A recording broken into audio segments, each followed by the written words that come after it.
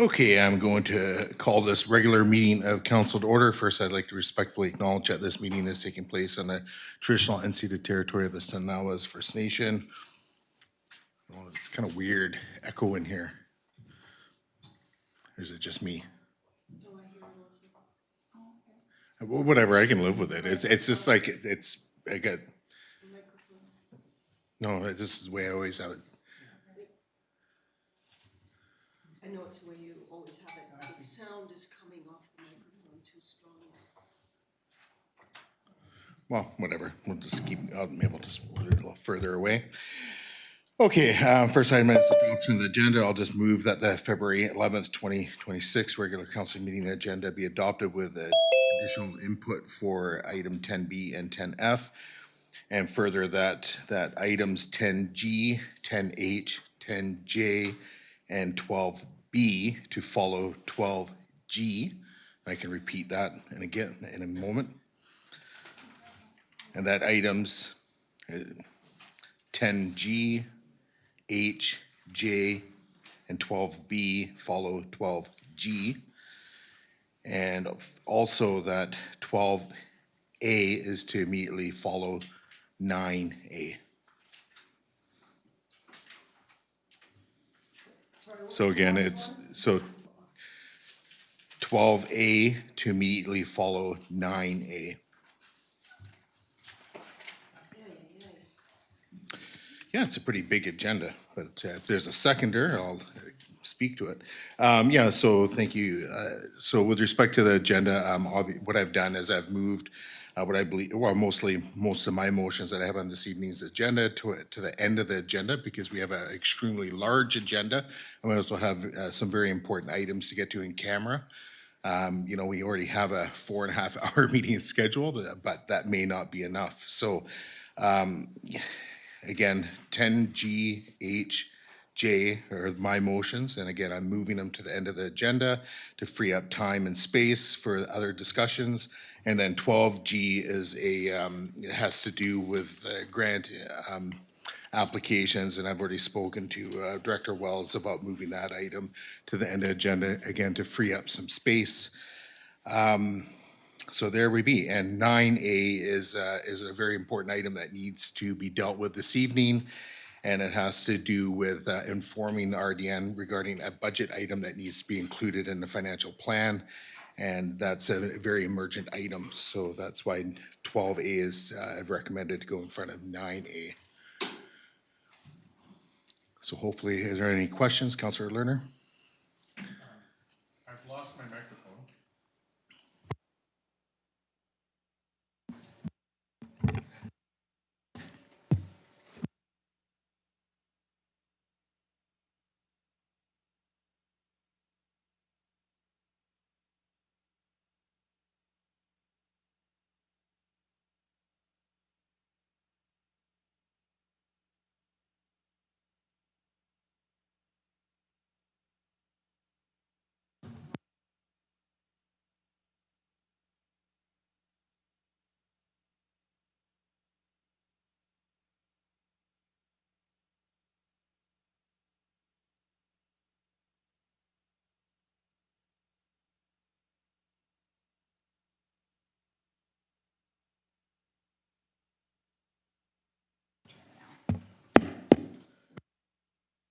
Came on. Thank you. Sorry, just to my clarification question was at one point, I think you said 12A after 9A. Is that correct?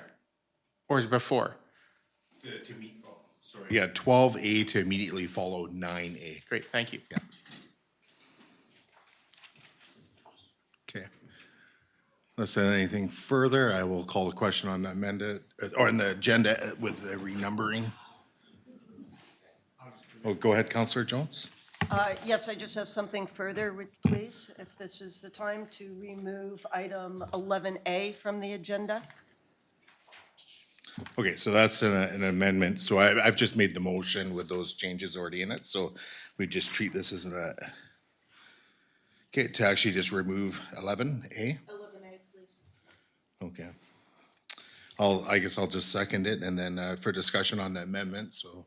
Yes, there's just some information which has changed due to council discussion and previous meetings before this had a chance to come. So I'll take these motions back to the Parks and Trails Committee for discussion. Okay, is there anything further on the amendment? It's just the amendment, Councillor Savage. I've got further amendments. I can do them after your motion. Well, that we're on this amendment with Councillor Jones. So we need to deal with that before we do further amendments. Okay, I will call the question on the amendment. All those in favor and opposed, that's carried unanimously. Councillor Savage, further amendments? Yes, mine are to remove my motion 12G, the connection fee bylaw, to remove that from the agenda.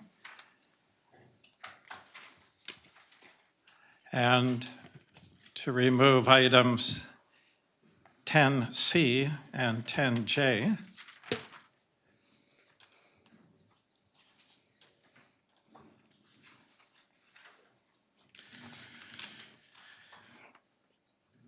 And then my only other one is to move my capital budget items after 12A, but before 10B. Okay, so Councillor Savage, what I'd recommend, that's gonna get really messy really Okay, fast. So I'll let's wait, thank let's you. just deal with the striking, you said striking 12G, correct? Yeah. And then striking 10C and 10J. Okay, is there a seconder to that? Okay, seconded by Councillor Jones, and then for discussion, go ahead, Councillor Savage. It's for 12G. It's, there's something that's come up that we don't need to deal with it in an open meeting tonight. And 10C and 10J, I have to wait until a legislative process is implemented before I can discuss those two items. Okay, so actually, I'm gonna recommend we just divide this one on the motion on the floor, so, and we'll deal with each item separately, so we'll deal with 12G and then 12C and then 10C and then 10J, so I don't think, do I need a seconder to divide? I can't remember. You could do it just by unanimous Or we can do it by agreement, yeah. unanimous, because any objections to dividing the three? Okay, hearing nothing, I will, we'll deal with 12G first. So again, Councillor Savage has just spoken to that, to removing it. Is there anything further on 12G? Okay, hearing nothing, I'll call the question on this item. So to remove it from the agenda, all those in favor?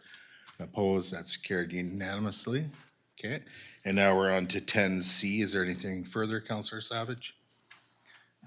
No, it's just that certain legislative processes are required before I could adequately discuss that, likewise 10G. Okay, to the seconder. That was you, Councillor Jones, if you wish. Excuse me, can you just give the number again, please? that we're 10C. So 10C that has to right do with now? the Public Works Facility Project. Thank you. No, I have nothing to add to that, and I agree. Okay. For myself, I take exception to actually having this item removed because it's already been on two agendas, open meeting agendas, and I'm not aware of any legislative requirements to actually pull this from our agenda. So it might be in the mere opinion of members of this council that it should be pulled, but there's nothing that I'm aware of that states legislatively that it needs to be removed. And again, this is a very important motion, it needs to be actioned. And I can defer to our parliamentarian, Director Wells, if there's anything further to add. I think there's something here. Yeah, Your Worship, this is why I provided the handout and I emailed it to Councillor Mundell as well, is because there's different aspects to the topic. So I can understand why it's confusing for council, what's closed and what is open. But this item doesn't have anything confidential in it, so it can be done in the open portion. Okay.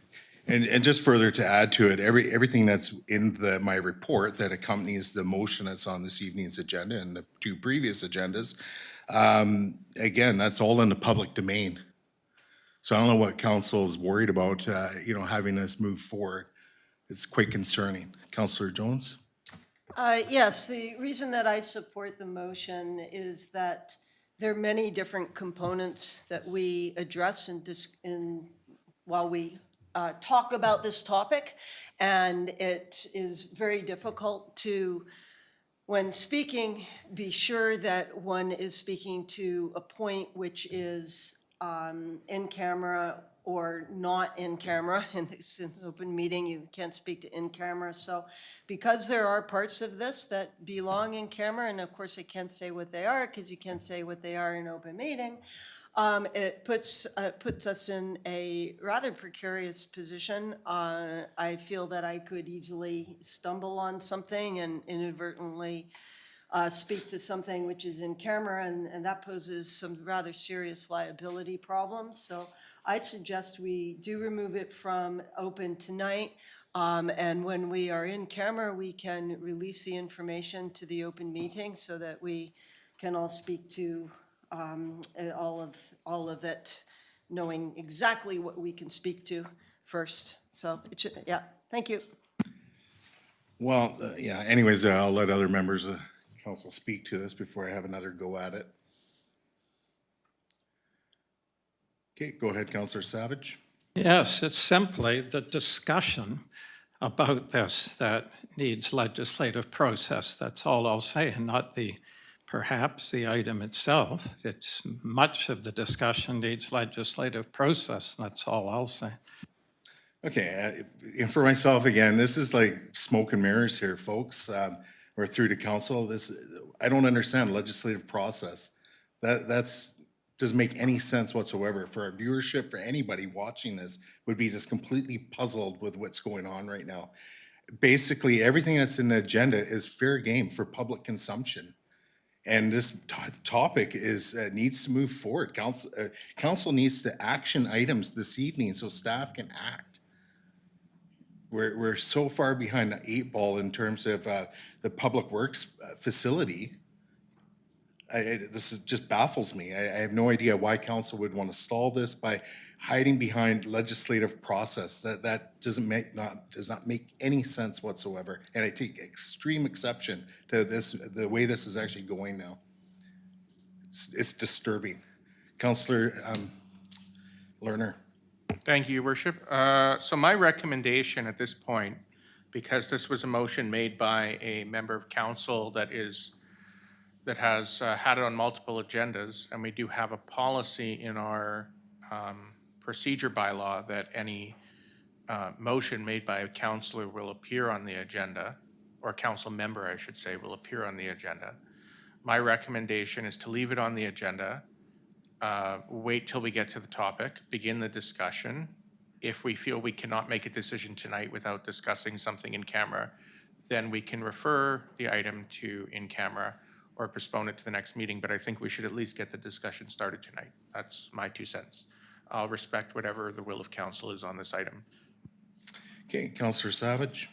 Yes, it's not smoke and mirrors at all. I'm not going to put myself at risk. There are many things in this discussion that require legislative process, and I'm not even going to state what topics are in camera. That's betraying what we're allowed to do. We're forbidden, prohibited from discussing certain things publicly until a legislative process takes place. In my mind, I'm not prepared to discuss things. So it's pointless having something on the agenda that I can't speak to. I'm responsible for my own view of when I'm crossing a legislative line, and I'm relying on my own view of that.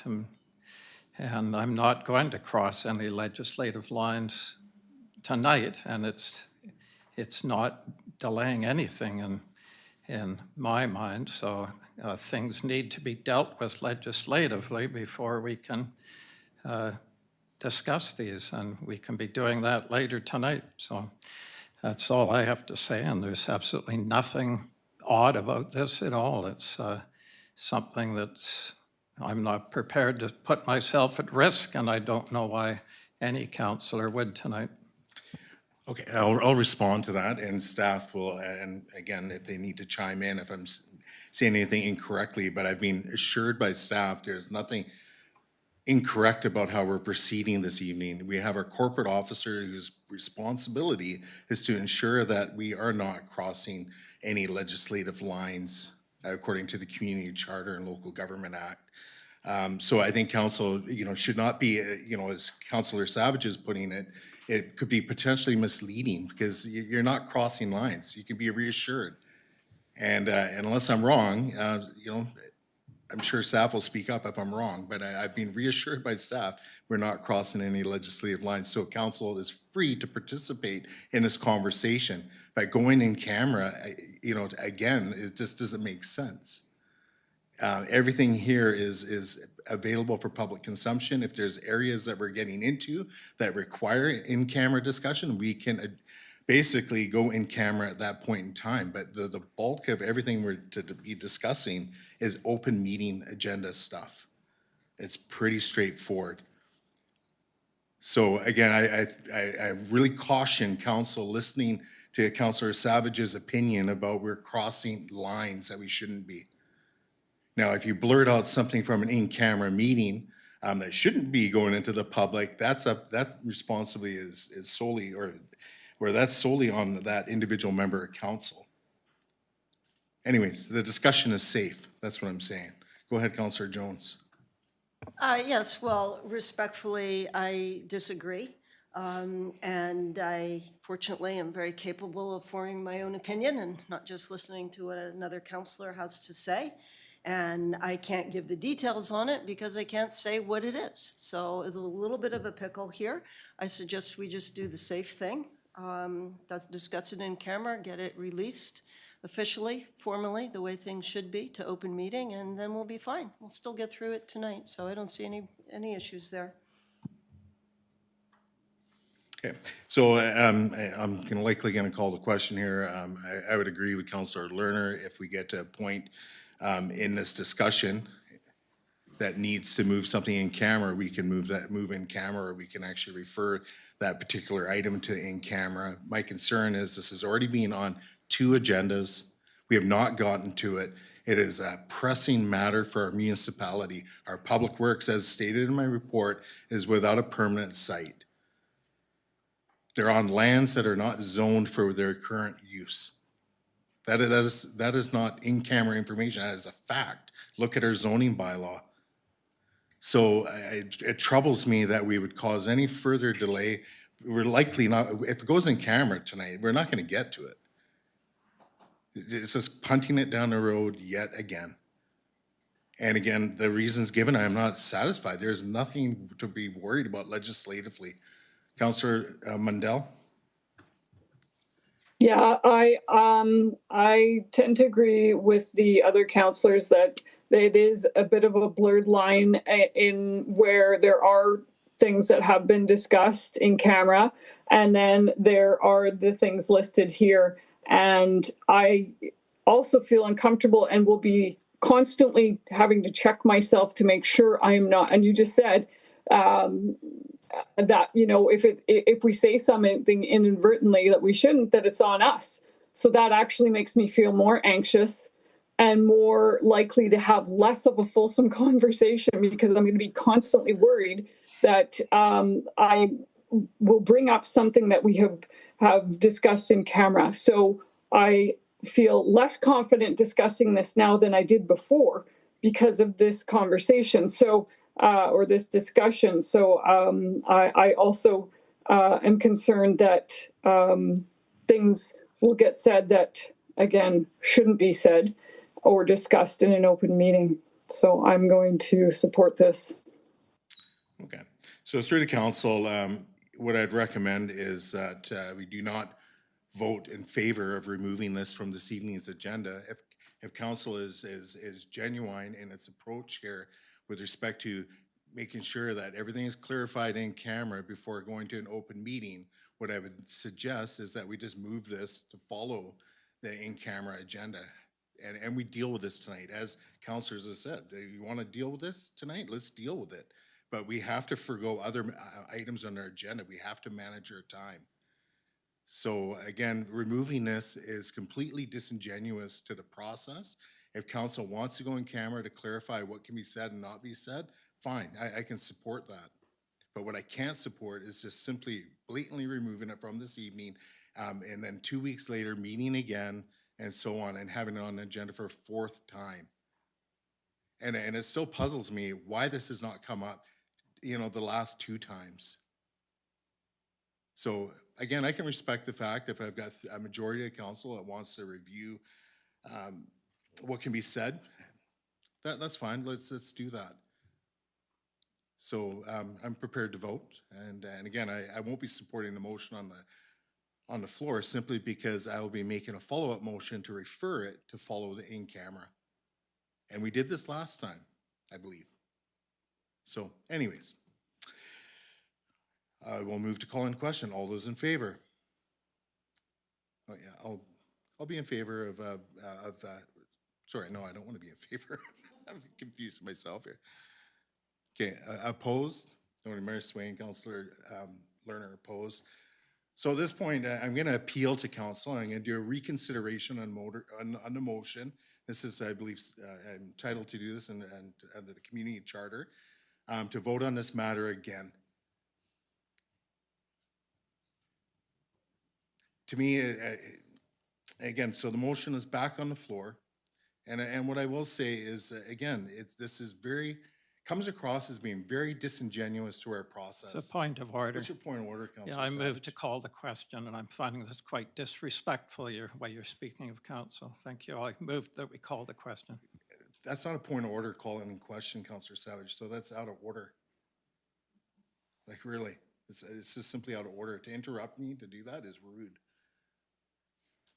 So again, I find this highly disingenuous to just simply It's remove a my point item. of order. What's your point of order, I Councillor Savage? would request you speak to council with respect. Calling us disingenuous is far beyond the code of conduct. I disagree, actually, Councillor Savage. It is my opinion that this action is very disingenuous to the process. I move to challenge the chair. Point of order? What's your point of order, Councillor Lerner? I think in order to challenge the chair, you have to challenge the chair on a particular ruling, and I don't think there's been a ruling. Yes, he just ruled that he could call us disingenuous. And anyways, I'm just saying this process is disingenuous. I see it different. So I've called for a reconsideration on this. I don't know if there's any further debate. Seeing or hearing nothing, I will move then to calling the question. Yet again, all those in favor and opposed, noting that Mayor Swain and Councillor Lerner are opposed, it fails, it carries, and so the item is removed. Okay, so let's move on to 10J then. Councillor Savage, if you wish. I was going to move, please, that to move the budget items in my motions to after 12A and before 10B, and those items are 10. Sorry, Councillor Savage, to interrupt, but the motion was divided, so there was 10J Oh, I see. to All be right. removed. That's All right. what you asked Yep. for. And nothing to add to removing Councillor 12G. Jones is the seconder. Councillor Lerner, if you wish. Yes, I understand it's kind of a bit of a moot point now that 10C has been removed, but I don't mind leaving it on the agenda because it's at the very end. And basically, it's entirely says subject to the approval, so it's just putting a placeholder somewhere, and it doesn't actually commit us to any action. So it's a bit of a moot point, but I don't mind leaving it on the agenda to at least discuss, but I'll respect again whatever council's will is on this.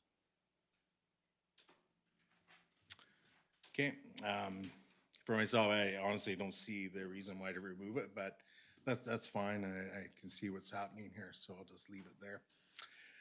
I will move to calling a question. All those in favor of the removal and opposed, no, Mayor Swain's opposed, Councillor Lerner's opposed, the removal carries.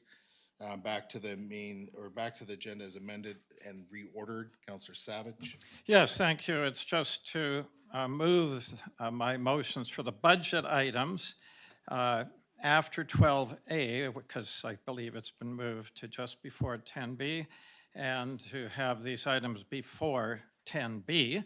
And these items are 10D, 10I, 10L, 10M, 10N, and 10O. And they're all my capital item, budget items. Sorry, could you just repeat that again, Councillor Savage? You want Yes. all those items? to be- 10D, Yeah, 10I, 10L, 10M, 10N, 10O.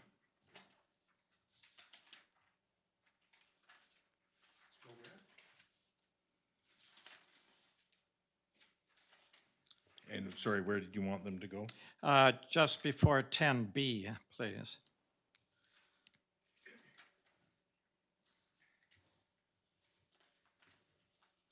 Okay, is there a second or seconded by Councillor Jones? And then discussion, go ahead, Councillor Savage. Yeah, this is basically a follow-up of what we did the last budget items, and it was very efficient. We got 26 done very quickly.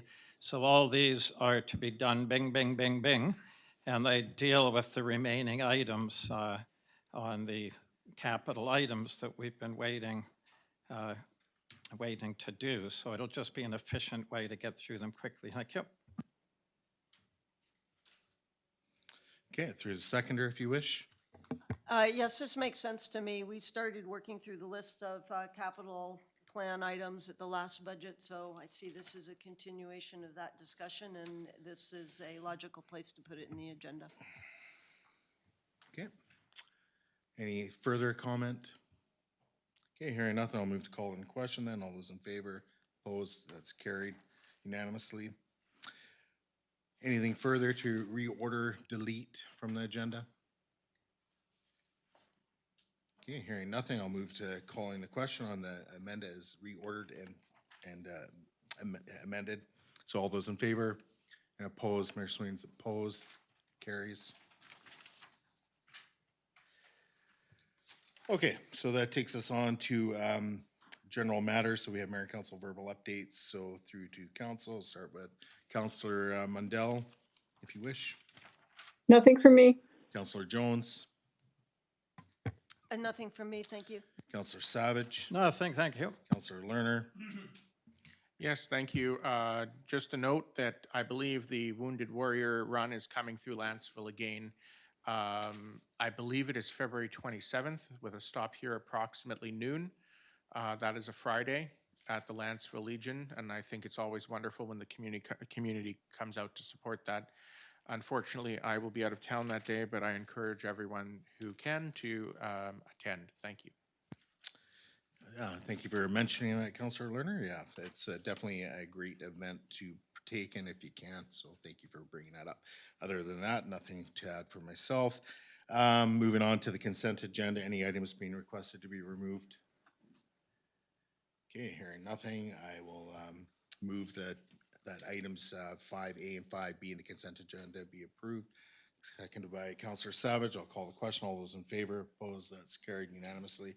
Moving on to public input. So persons recognized by the chair to speak must first state their name and address for the record and may speak once for up to 2 minutes unless council resolves otherwise, and limited to providing comment regarding items listed on this evening's agenda, excluding public hearing topics. Comments must be directed to the chair and must not include it must not be directed to individual members of council, staff, or the audience, and must not include personnel issues, no booing or clapping. We need to make sure everybody feels welcome when they're giving their input at the podium. So name and address for the record, please. Joe McMillan, 7016 Peterson Road. I went through the questionnaire, or looked at the questionnaire and whatnot for the trails, and it came to my attention that there's a population of 4,200 in Lantzville. 119 people filled in the questionnaire, which is 0.028% of the population. And of those 119 people, 90% use their cars. So I think to approve spending $50,000 on a study plan that 0.028% of the population comment on is a little puzzling. This plan is for recreation, not to ensure the needed changes to be made with the existing roadways and to make them safe and functional for daily work, school, and travel. Let's, without a $50,000 study, make the existing roads safer and functional. Lower the speed limit throughout Lantzville, mark crosswalks, preferably with raised crosswalks, keep roads and shoulders and curbs clear of debris. Recreation needs should be addressed, but not until the existing roadways are functional. And finally, I think it's not kosher, is that a right word to use anymore, to go ahead when less than 1% of the population are interested. And I also want you to be aware of the 15-minute city agenda. Just a point of personal privilege. I didn't catch which agenda item on tonight's agenda is that speaking to? Yes, Councillor Lerner. Yeah, I was looking at where this could potentially fit in. We are speaking to our budget. I know it's capital budget, but you know, when we're spending money one place, we need to perhaps consider how, you know, another place. It's a bit of a stretch, I know. Yeah, well, we're talking about capital plan, but you know, it could be things within that that come out of that study. But anyways, it's, yeah. All right, anybody further? Okay, again, name and address for the record, please. Dave Scott, 6898 Harwood Drive. I'd like to speak to several different items tonight. 10A, Superior Road site. I see council is just receiving it for information. This should go to public hearing, in my opinion. Hear what the public has to say on it. The other item with it, and I know it's a sensitive issue, but the property is adjacent to Snanaas First Nation, and they have expressed interest in the property. If the property is sold to Snanaas, Lantzville will have little or no say in what goes in on the property, and obviously any tax benefits that are generated by the property, Lantzville won't be receiving those. The other is the Public Works facility. I know it's been pulled off the menu or off the agenda, but I'll just speak to it briefly.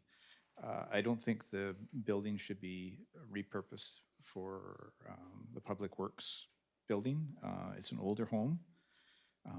I'm guessing it's 40 plus years old, and it's not designed for use as a Public Works building. It's a house. I think a more appropriate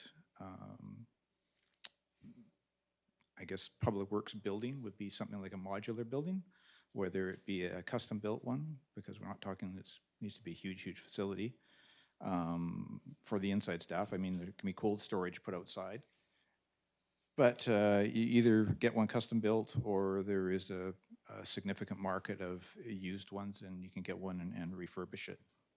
The other item is 10F, which is Dickinson Road. I agree there should be a public meeting. Let's hear from the public regarding Dickinson Road. There's been a lot of discussion about it. Certainly a lot of people I've talked to, they want sidewalks. It's a safety issue. It's been a safety issue that has come before council for ever since Lantzville's been incorporated, and prior to that as an improvement district. We've heard repeatedly from people over the years that they do not feel safe there. It's very narrow shoulders, and there is speed along there with cars, and especially at nighttime, it's just not safe. Okay, so you've more than gone over your 2 minutes. Okay, but that's basically the end of is it. that, okay, thank you. Anybody else wishing to come to the microphone this evening for public input? Any remotely registered? Okay, thank you. Moving on, so we're under legislative matters. So we have 9A, form and character development permit application for 7186 Lantzville Road. So Director Robinson, I believe you're going to be doing the usual introduction and leading us through this. So the floor is yours. Thank you, Your Worship. I do have a very brief presentation. The architect for the applicant is also here tonight, and he also has a very brief presentation. And so we're both able to answer any questions the council has.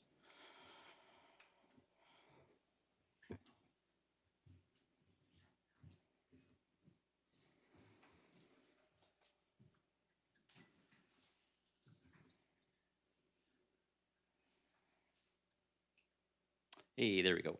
Oh, that's not the right slide deck. I think we have the wrong slide deck. Okay, sorry, my apologies, Your Worship. I'll be right with you.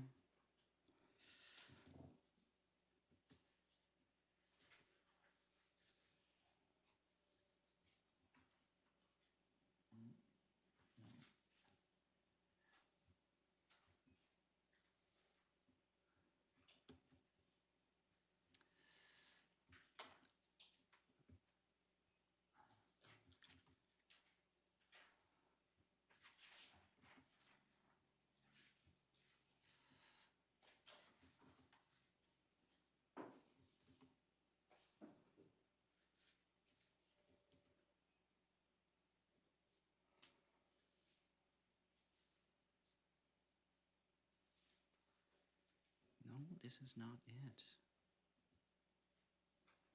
Oh, there we go.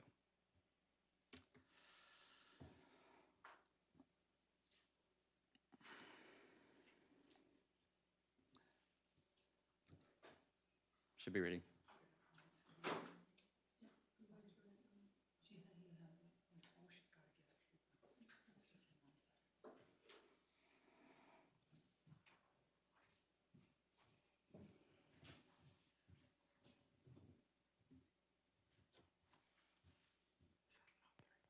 No, this is the right one. Yeah.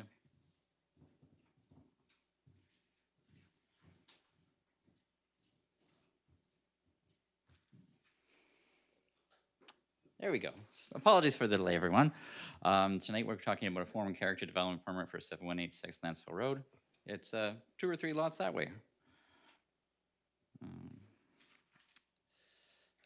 So the applicant has applied for a development permit. Site plan and elevation plans are included in your agenda package tonight. Here we are again, 7186, 2 parcels over right here in the center of the village core. It's fronting on Lantzville Road and just around the corner from Dickinson Road. So the site plan that you see also included in your agenda package. The red, the main building is outlined in black on the site plan. There's some small additions to the building, filling in little indents and squaring off certain portions of the building that are shown in red, as well as extensive interior and exterior alterations to the facade, to replace a lot of items that are showing their age, as well as to bring it up to modern building code. There's also some design changes to facilitate some improvements that the owners are making to make the building more useful for the users, and some changes to the landscaping and the site layout that you can see on the site and elevation plans. The recommendation is that the development permit be issued, and I'm happy to answer any questions council has at this time. And then we also have the architect here to also make a presentation and answer any questions. All right, looks like we get some questions. Go ahead, Councillor Lerner, and then Councillor Jones. Yes, yes. I'll save my thoughts for the debate, but I'm very pleased with this. My main questions are, it mentions bicycle parking is being added, which is wonderful. My question is, will there be any loss of parking spots for cars in the village core as a result of the renovations? Through your worship to the councillor, there's no anticipated loss in the actual number of parking spaces that are existing today. They're actually changing. There's some, if you'll note in the development permit guideline review, there's a policy against having parking between the building and the street, but they actually want to keep the 4 stacked parking stalls for the employees of the building so that they can have more parking in their lot for their customers. Wonderful, thank you. And then my final question, if I may, as a follow-up. I was pleased to see that there'd be an additional bench. Is that something that's inside the building, or is it accessible to the public as a utility? My understanding is it would be outside of the building. Okay, excellent, thank you. Councillor Jones. Yes, I'm just wondering what the impact is or what the process is on the businesses that are currently, I guess, leasing space. So there's, I know the drugstore, the doctor's offices, and I think there's something else maybe upstairs there, so will they have to move out during the renovations, or are they fully functional or partly functional? What's the impact there? That would be a fantastic question for the applicant when they come up. Thank you. I will save it. Yeah, and just to follow up, is that something that's considered during this permit? No, we're really looking at development permit guidelines and zoning compliance, sir. Yeah, that's my understanding for the focus of the discussion. So, you know, what the tenants do is really none of this council's business. So, do we have the architect? Did you want to introduce him, bring him up, please?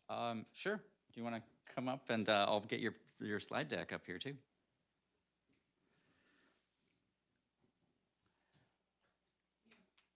Yeah, it should be here in the folder.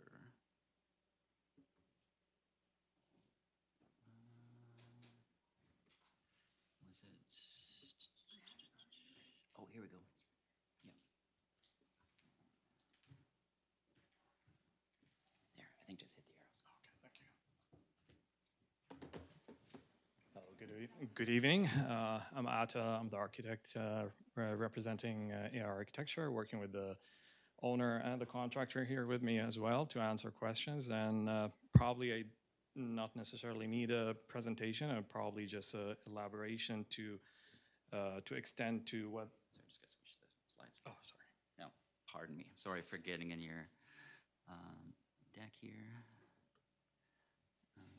Let's get out of that one.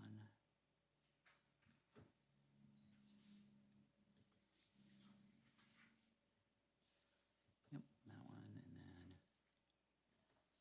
there we go. Sorry. Thank you. So I assume there is no further introduction to the site and the current condition of the current estate of the building as well. So there's much need of this application to come through to improve the current condition of the building and bring it up to the code. And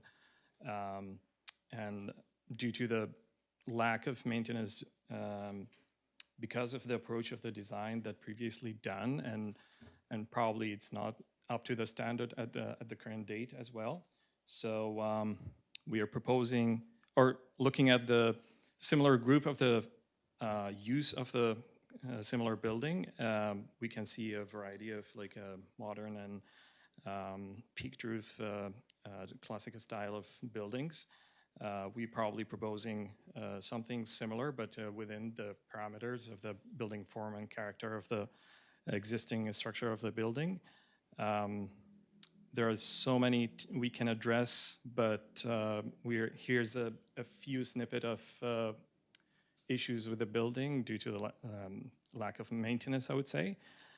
And as George presented prior to this, that we are addressing many items here to align with the DPA 8, with the village form and character as well, on the level of the site and also on the level of the design as well. And here's a brief schematic renderings of how the building probably going to look like. And we also re-expressing the building finishes with more durable materials with neutral colors that intertwined with the building site context and the surrounding of the building. We'll probably not going to talk too much on this aspect here, but it's probably very straightforward application that we are presenting today. And here's probably a perspective from the rear side of the building as well. So basically what we are doing is just to define the base of the building from the upper floors with existing materials, kind of mimicking what is existing there, with more refined colors and accent tones. So yeah, hopefully with the support we can bring this project to light, I guess. Thank you. Okay. Are there any specific questions about the form and character permit? Okay. Go ahead, Councillor Jones. Yes, I realize that our job this evening is just to look at form and character and improving that. It's a very nice-looking design, thank you. But I would also like to know if you can comment on the impact to the current users. I see it says Lantzville Medical Clinic, not Salzier. It says pharmacy, not, sorry, escaping me right now. So will there be, is that going to change then, or do you have any comment on that? As far as I know, as far as I know, there's not going to be any changes to the current tenants. Thank you. All right, thank you for your presentation this evening. So I'll get the motion on the floor that the development permit number DP 25-12 for 7186 Lantzville Road be issued. Is there a seconder? Second by Councillor Lerner. And then for discussion, I don't really have much to say except for like, this is fantastic. This is what was envisioned when we moved forward with basically the village core improvements. So it started with a $10,000 road survey, and now we've had 2 phases of improvements completed and a partial of the third, you know, doing the improvements at the Seaview parking lot and so forth. But what's followed is we have all these businesses and property owners investing capital into the village core to improve what their existing buildings. And I'd probably, you know, I'm not taking a jab at the Salzier Medical Clinic and the owners or anything, but they're kind of like the last ones to really do some significant renovations. I know some of the other properties have been doing paint jobs and other aesthetic improvements to their buildings, but this is fantastic. This is what was envisioned way back when we spent, you know, had to really fight for it. It was a $10,000 road survey to find out where the property lines were for the road right away. But now look where we're going. It's fantastic. So I really thank you know, the property owners for coming forward and doing this, and it's going to add a lot of. It's just going to be an improved visual aesthetic for the village core, and it'll fit quite nicely into everything else. And I appreciate all the renderings. It makes it really easy to understand, you know, why this should be supported. So thank you to everybody involved. So Councillor Lerner, if you wish. No, I concur. I think that it's great that we have investment being done on buildings in Lantzville. One of my fears was that we could, you know, at some point see a building that isn't invested in, and especially one as important as this that houses medical offices and that houses our pharmacy in Lantzville. So being able to see funding being put towards building improvements that will help the building last for many more years to come is wonderful. I note on page 27, our agenda, a few things that spoke to me. One is that there are no certain significant alterations to the existing building size or like the site characteristics or additions that would impact the capacity or servicing. So those are sort of some of the big things that would worry me, but none of those are happening. The ability to get some additional pedestrian spaces, the bench and the bicycle parking without losing any vehicle parking is wonderful. So I also note that it, as far as I can tell, fully conforms with DPA 8 and our OCP. There are a couple, we see our chart here on pages, let's see here, I think it starts on page 58 of our agenda as the chart, and it goes from there.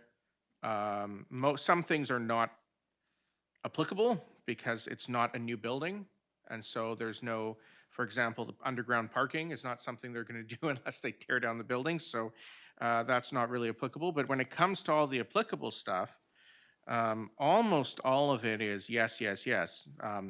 So for me, I only see a couple small things that aren't applicable to this site, and what is moving forward. So my hope is that as we continue to refurbish our village core, and as we see it potentially expand towards Ware Road, we get to continue to see a very positive semi-rural feel that maintains Lantzville's village characteristic.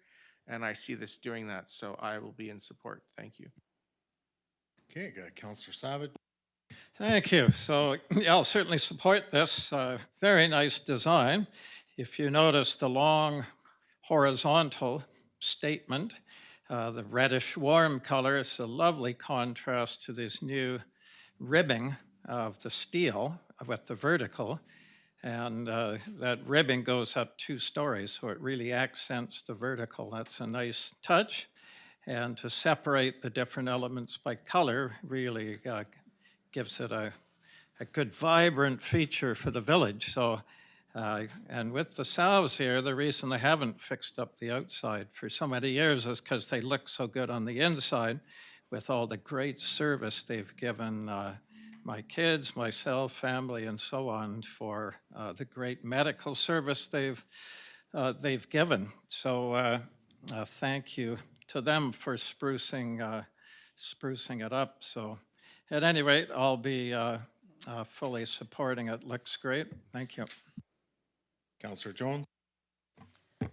Yes, I agree. The design looks excellent. I'm just uncomfortable because I didn't quite hear the answer that confirmed things for me. So if it's all right, Mayor Swain, if we can hear again, so I know for sure, Will Salzier and Central Drugs, are they, do you already have communication with them and know that they will be returning to their offices? Or are they going to be moved out for a period of time? Just so that the impact on the many residents here that use those businesses, Yeah. so they know. So I will say, like, it's not part of the subject matter confirming the tenancy. I realize They're that. the property owner is free to rent or lease to whoever they want, but I understand. I will allow the contractor here this evening to offer some comment, but again, it's not in line with the development permit, and we should not be considering it when voting for this particular item. I got to make that crystal clear.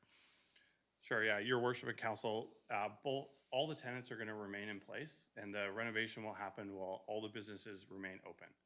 So the doctor's office will be condensed. They do a lot of stuff by phone now, but every unit in there will stay operational, and they are staying as tenants. Sorry, if you could just state your name. Sorry, please. Kyle Yeah. Knox. Thank you, appreciate that. Thank you very much. I appreciate that. Okay. So anything further from council, or can we vote? Okay, I'll move then to call into question. All those in favor and opposed, that's carried unanimously. Okay, so now we're gonna jump, because that's what we have agreed to do, 12A in our agenda. It takes us all the way to, hold on. 582. Yeah, thank you for that. Hold on. 582, right?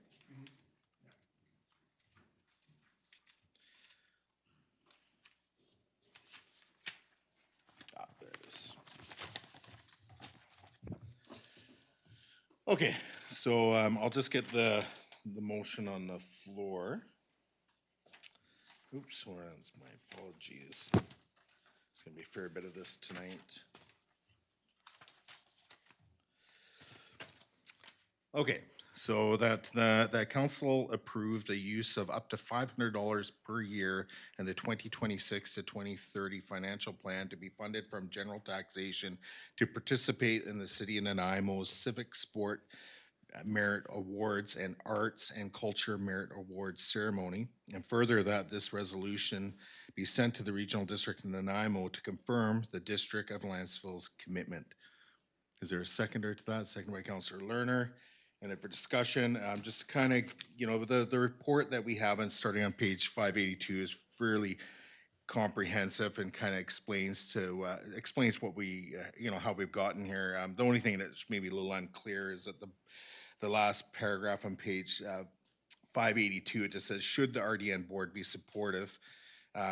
So it kind of, remains, it seems unanswered, but just to reassure council, at the December 9th meeting, it was supported by the board. So this does have board support to change, or to make the changes so that District of Lantzville, basically Cedar, Gabriola, and Extension are also included in these awards. These are pretty important in my opinion, especially for the amount of money. And this report speaks to this in terms of, you know, an individual could be on a sports team, and because they live in Lantzville, they don't get to participate. So all our sports, or for the most part, a lot of our sports and arts and culture activities are in the city in Nanaimo, and we have a lot of our youth and even teenagers, you know, adults and so forth, that's where they're participating and so forth, and this would make them eligible. You know, I did make some notes here, just, you know, certain individuals that have come from Lantzville. We got Olivia Lundman, Olympian race walker. We got Dylan Ferguson, goalie. He had an NHL appearance with the Golden Knights. He's playing for the Slovak HK Nitra. And then we also have had a professional soccer player, Kellum Montgomery, defender for this year for the Detroit City FC, come from Lantzville. There's been many others, I'm sure, and there's also some up and coming people that are residing in Lantzville that would be very eligible for these types of awards and recognition. So for the amount of money and for the inclusion, similar to what's happening up in Parksville, Qualicum, and those areas, I see it very fitting for such a small sum of money. So I hope council will support this. It is an emergent item because we need to give that information back to the RDN ASAP because the financial plan's coming up for you know, consideration for adoption here soon. So there we be. Through to council, or through the seconder, and then we got Councillor Jones. Sure, yes, I'm fully supportive. $500, I think we can stretch it. But for me, you know, we have, I think, punched above our weight in Lantzville when it comes to the talent of our artists and the skills of our athletes. And, you know, even thinking to, I had the, you know, wonderful fortune of being able to go down to I think it was near NDSS in the stadium now down near there, where some of the younger athletes were doing their games and winning medals, and I was down there volunteering to take photographs when some of our Legion members were presenting the medals. And so I think we already have such a strong connection and participation. We have members of the Legion going down to hand out the medals. We have athletes participating in some of the games. And so when it comes to the ability of a city to hold a Civic Sport Merit Awards and Arts and Culture Merit Awards ceremony, that's something that, you know, just because you live in a small community like an electoral area or extension or Lantzville that's somewhat smaller, unless we're going to start hosting our own, I think it's definitely worth doing this so that our wonderful athletes and artists can participate in the same ceremony as everyone else. And so I hope this will pass, but I also hope that it'll encourage some of our younger community members to set their sights on what they can achieve as we move into a bigger population punching above our weight. Thank you. Councillor Jones. Yes, that's excellent to allow the athletes in Lantzville and the other areas to be included in these awards. My question is, this is, as this is a budget item, $500, and to add to their financial plan, but no details on their financial plan are given. So can you just put the $500, Mayor Swain, in perspective? How did that figure come about, and does it align nicely with the contribution of, I guess, Nanaimo, that would be the main contributor? Well, on page 583 of the report, it says financial implications. And I believe it's the second line down. It just said the estimated cost for each award recipient is approximately $50, which covers the costs of the certificate recognition and the achievement medallion. So I guess they're anticipating that, you know, given the size of Lantzville and its population and so forth, they're estimated $500 per year. Okay, that doesn't really answer my question. We don't know what their budget is, total budget, how much? No, we're I contributing don't know, to it? but that would be our contribution, and a lot of it is proportional essentially. You know, city of Nanaimo is 110,000 some odd people now. We're just over 4,000 people. You know, we're going to be, you know, you could work it backwards, but I don't know the actual total item because that's in the city of Nanaimo budget. So, yeah. But the cost to us would be approximately 500. It could be up a little, could be down a little, depends on how many participants or, you know, and so forth. Yeah. Councillor Savage? Yes, I'll be supporting that. And of note, we've got 5 grant and aid items. So we have $2,500 to split. So if we split them evenly, there's your 500 for this one. So I believe this to be a separate item, but yeah. Is there anything further from council? Yeah, go ahead, Councillor Jones. Just since Councillor Savage raised it, then do we need to put a funding source on this and put it under the grants and aid program? I think this would be a separate line item, but it will put this through to Director Sapola. I don't know how this would be handled in our budget, because the bill would be coming from the city in Nanaimo. Yes, it would go to that line item in grants, and when I discussed it with the director, we talked about it going on this line. If council wishes, they can increase this line to 3,000 to include it, or it can come out of the 2,500. And it would be funded by general taxation. Does Councillor Savage, did you have a follow-up? yes, I'll just say my mistake. So it's a separate item. I'll support it as a separate item. It's 500, it's a very small amount in consideration of how much we use Nanaimo for facilities and so on. So it's just a straight item, 500 is, I'll support it. Okay, Councillor Jones. I'm sorry, I'm confused. Maybe I heard incorrectly. Director Sapola, could you clarify? I thought you said it would go under that line item of grants and aid funding, which is currently 2,500 annual, and if we want to increase it to 3,000, we can. And yes, that grants and aid program line item is funded by taxation. Did I understand correctly? Yes. Thank you. So it's not a separate, just different line item. It would need to be increased if you wanted to maintain the 2,500. I would increase it to $3,000 so that it can all, so that you maintain your original 2,500. Then we add in the 500, and it all gets pooled in the same. Thank you. I guess council can continue that discussion when we get to grants and aid. Thanks. Yeah, which, yeah, I don't think we'll get to this evening, but yeah, I'm a little confused now, to be honest with you. I didn't think it was part of that program, and this would be just added as a separate line item for this specific item. Because the grant and, because then the grant and aids gets decisioned every year, and the intent is not to have the same group get the grant every, you know, a grant every year. It's meant to be spread around, that sort of thing. So If council wishes, I can highlight it on a different line altogether in the GL.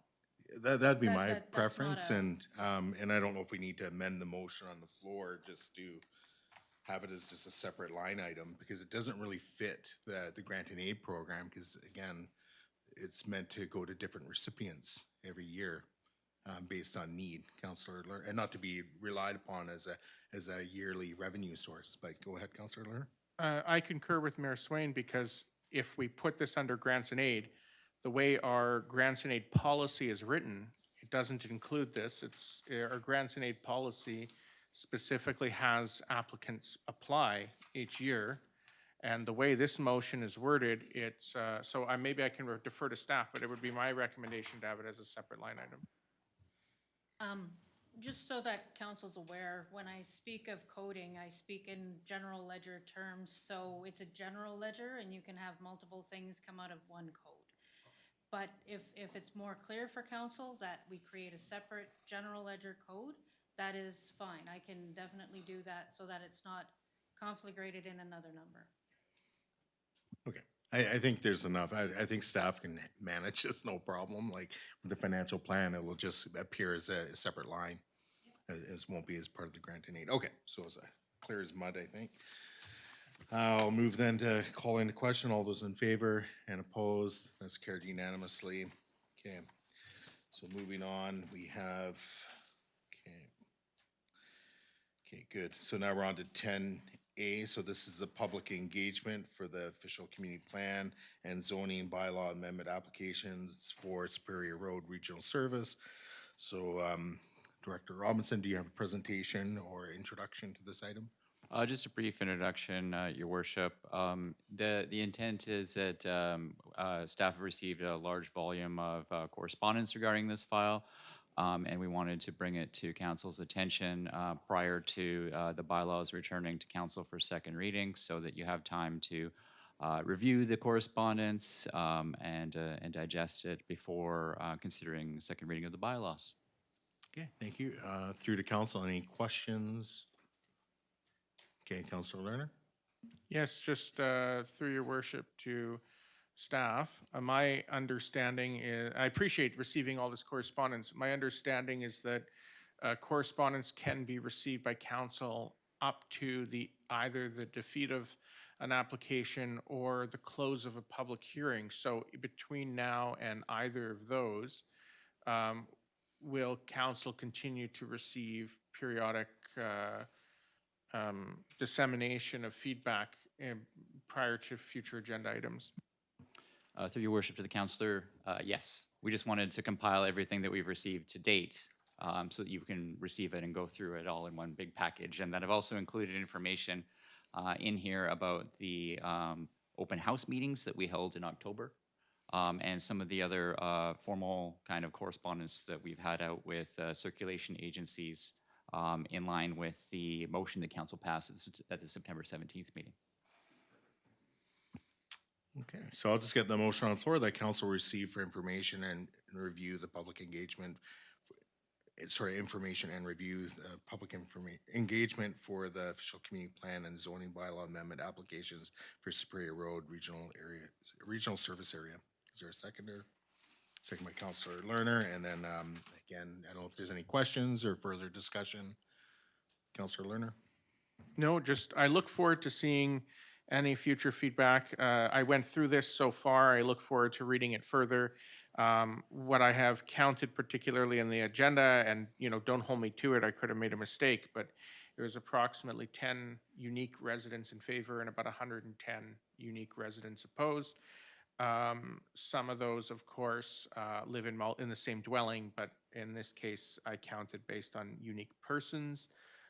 So I just hope that we continue to receive feedback, and I look forward to consideration of second reading, and if it's council's will, a potential public hearing. Thank you. Okay, any additional comments? Okay, hearing nothing, I'll call the question. All those in favor and opposed, that's carried unanimously.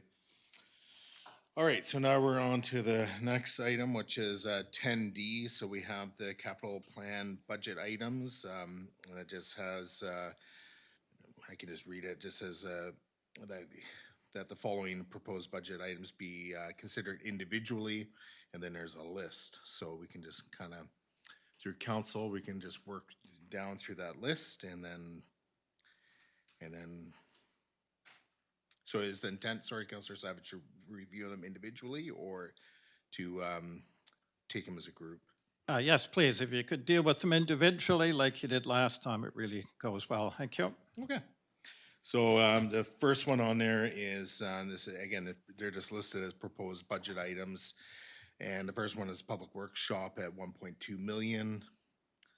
So we can discuss that. Okay, go ahead, Councillor Lerner. Yes, obviously this was removed from the agenda with item 10C, so we can't vote on moving forward with that tonight. So my recommendation is just to leave that as a placeholder, and then, we'll have to make some sort of decision between now and when we adopt the budget. So I would just recommend not doing anything with that item tonight because 10C has been removed, so there's nothing really we can do. Okay, for myself, I hear what Councillor Lerner is saying. However, the 10C is a motion it's being removed, and but this still remains as a budget item, and why, and should we be even putting a 1.2 million in there as a placeholder? So I'll speak to that. In support of having the 1.2 million in our budget as everything's a placeholder until the final budget's approved anyways, whenever that's going to be. So for myself, yeah, I can support the 1.2 million. Basically, what we're looking at here is we're in need of a new public works department because we're presently without a permanent location. In 2025, the Public Works Department was relocated to 7099 Lantzville Road following the ending of the lease with the District of Lantzville for the building formerly used by Public Works.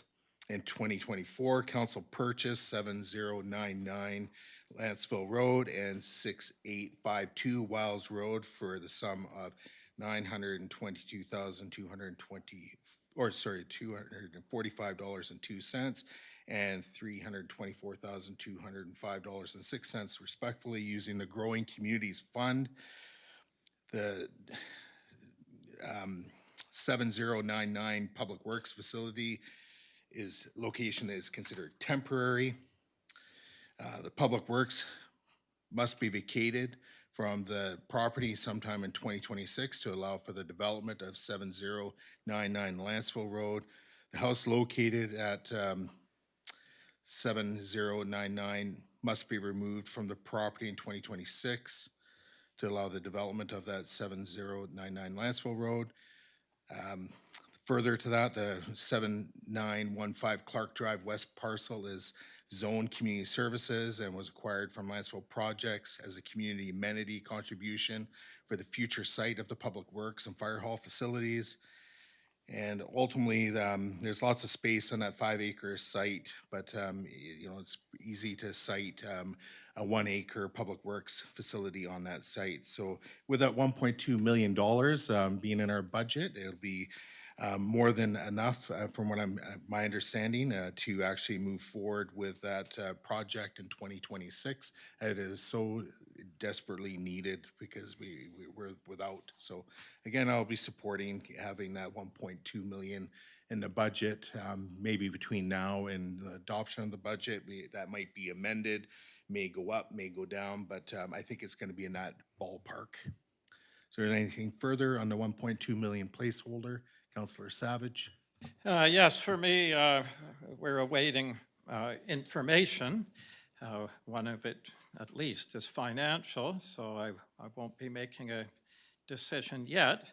And when dealing with properties, especially expensive projects like this, I've learned that you scour and you're scrupulous about all the details, because there's nothing worse than finding out after the fact that you've made some mistakes and have made some costly mistakes. So I want to make sure. I'm still waiting for another piece of information that could constitute a costly mistake.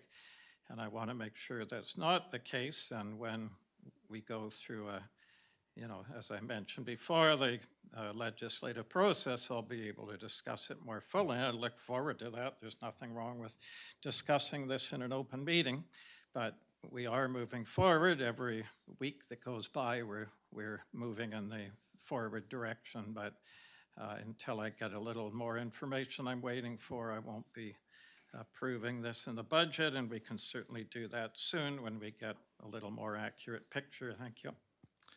Councillor Lerner. Well, I saw his first. Sorry, Councillor Jones, but. I'll just say that I just want to remind everyone, we're only dealing with the budget piece right now. We're not dealing with the location. I understand that factors into the budget, but right now we're dealing with whether or not to keep a placeholder there. My recommendation would be to keep a placeholder, but if there's not the council will to make a decision tonight, then I would simply recommend that we refer this particular budget item to the next meeting, because I want to get on to all the other other budget items. But again, this is purely keeping a placeholder for whatever site we end up choosing. Okay, Councillor Jones. In my view, it would be purely a placeholder, but I did hear Mayor Swain say it would be a placeholder for Clark Med, as you spoke at length, and it was very strongly, clearly your opinion that that is the place for Public Works to go. we can't talk about that further right now. So for me, I would just as soon have that conversation, not put it in as a placeholder. I think maybe that will encourage us to have a democratic process here for conversation on this going forward. I'll leave it at that. Okay, just as a kind of a follow-up, to the 1.2 million, I believe that is very site-specific because, you know, the future public works shop, there's no way we can actually do it for 1.2 million if we have to purchase land. So, you know, that's why, you know, I make the reference to, you know, I guess it would be the 7915 Clark Drive West, because if we have to purchase land, I would suggest the council, maybe we should actually amend the motion or amend the 1.2 million if we're not deciding, if we're not decided on location, and maybe put a, I don't know what 1 acre of commercial land goes for these days, but maybe we need to put another $1 million on there and increase the budget to 2.2 million. Because if we have to all of a sudden now purchase land in addition to all the other costs, then obviously it's going way up. But the intent is with the 1.2 million budget is site specific. And just through the staff, is that correct? Like that 1.2 million would be site specific to essentially land that's owned by the district? Thank you, Your Worship. So on page 444 of this agenda, you'll see the public workshop, and I do summarize the amounts that are included in the 1.2. I include, I don't say that anything is site-specific, but there are things that need to happen, like ground prep, water sewer hookups, office and shop, and I've made it fit within the 1.2. It does not include land pricing, so if land is to be purchased, or if agreements, or if we're going to go on a lease site, I have not included any of those costs in the 1.2. Okay. All right, so I don't know if there's anything, oh, Councillor Mundell, go ahead. Yeah, I just can't support that number. It just is so high, and we already have so many other projects on the books that I can't. It's just way too high for a project that I get that we need a location and somewhere for these folks to go, but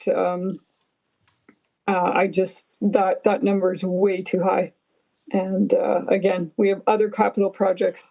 We're trying to get a lot done this year, which I think is ambitious, but this one, if we're going to fit this into this year and on this budget, way too high. Councillor Lerner? All right, I move that the public workshop, $1.2 million, be referred to the next council meeting as a budget consideration item to be discussed along with the public works facility project location, potentially at 7915 Clark Drive West. Okay, I'll second that. I can go along with that. Anything further, Councillor Lerner? No, we have a long agenda tonight, and it doesn't sound like there's the will of council to proceed with this tonight, so my recommendation is simply to postpone it to the next meeting. Hopefully, everyone's questions regarding in-camera can be resolved by then, and we can deal with it at that time.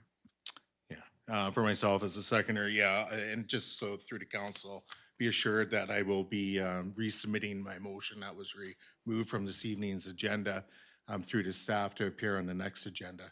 So I'll have to do that formally through email, but that will go in there. So it will be there for when that motion regarding the budget will be there. So all is good. Anything further from council in terms of just referring this 1.2 million?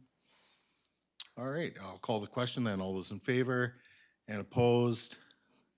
Sorry, Councillor Mundell, in favor or opposed? It's the time in favor. Okay, thank you.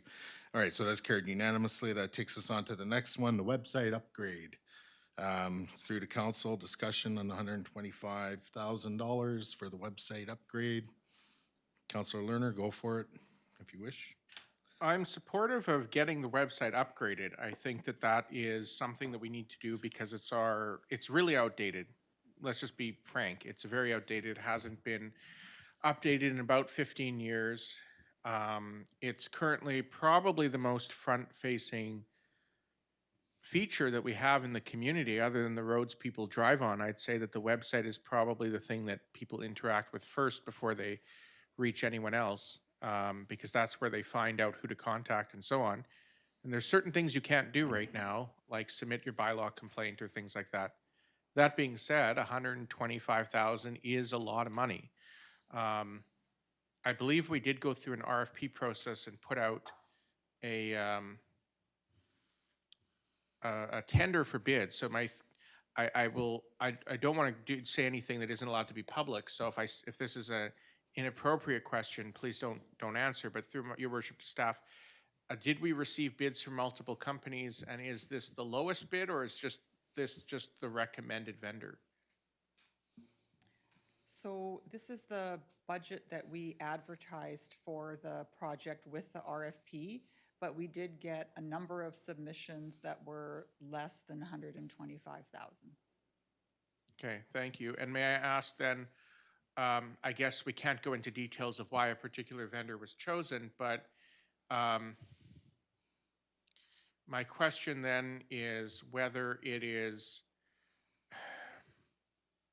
worth pursuing. If council's not comfortable with the 125,000, are there options worth pursuing that would be at a lower rate while still meeting the needs of the project?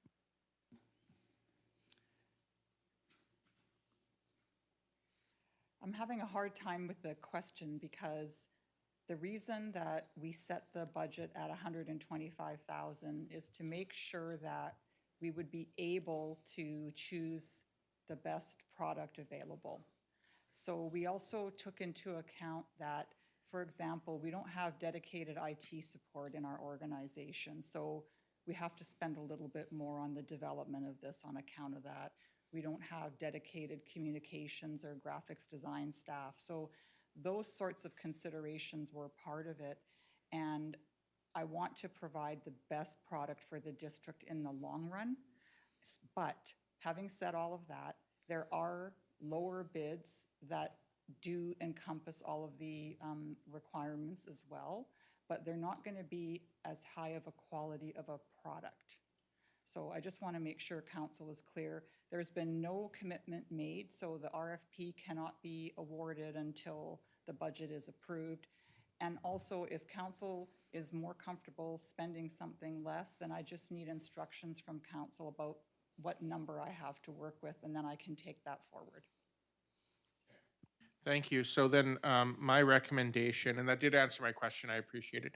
My recommendation through the council is that the website is enacted as part of the 2026 budget. But if there, and while I would love to get the best possible product, if there's, we're facing so many budgetary items that we want to do really, that if there's the option to do it for, let's say, 100 instead of 125 or 90 instead of 125, I think the taxpayers would appreciate it as long as it's still a strongly functional website.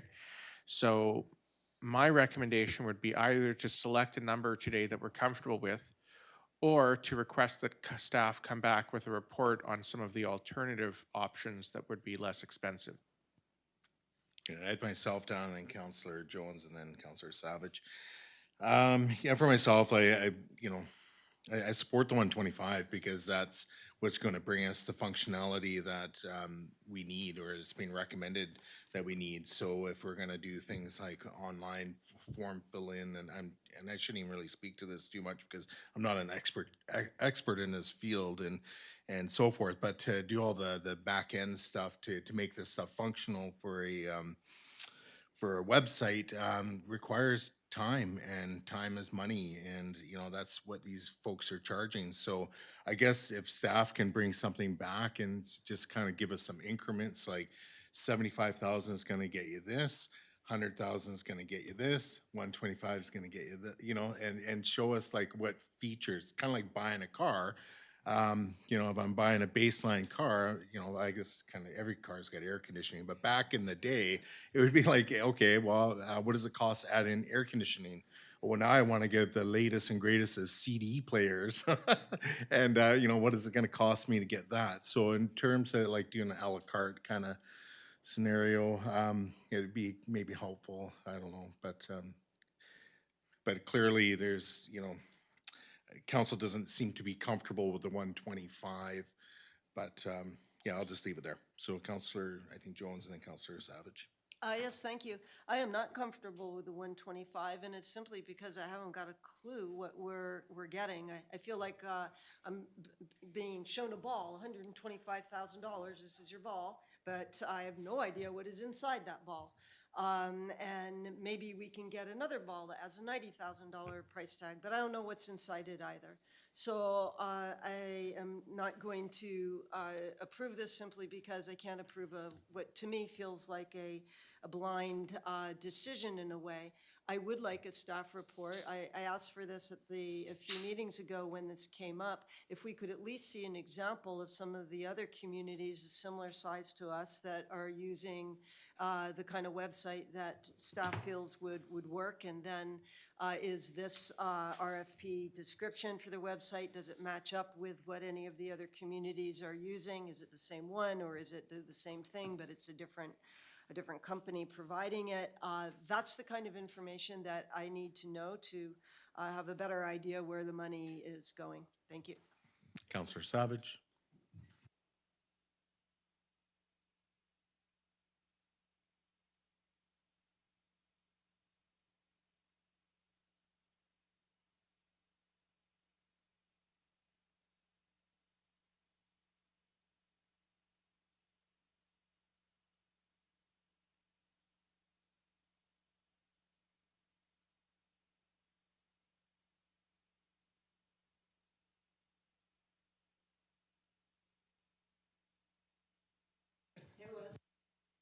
There we go.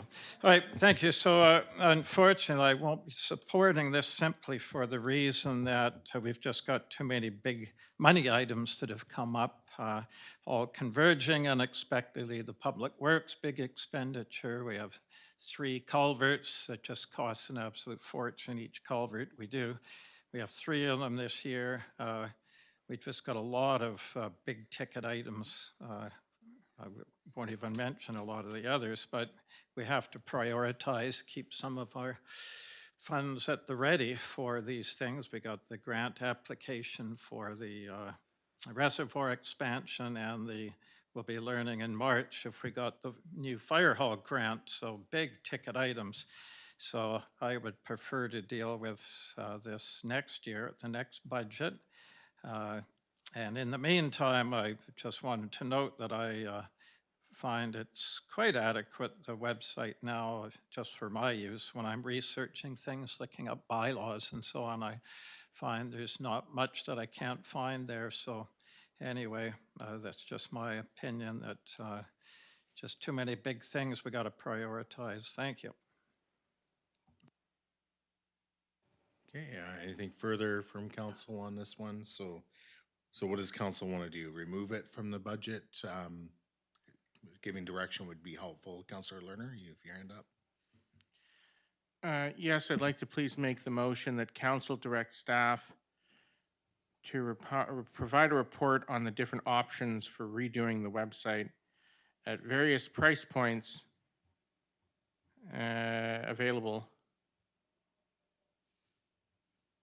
and outlining the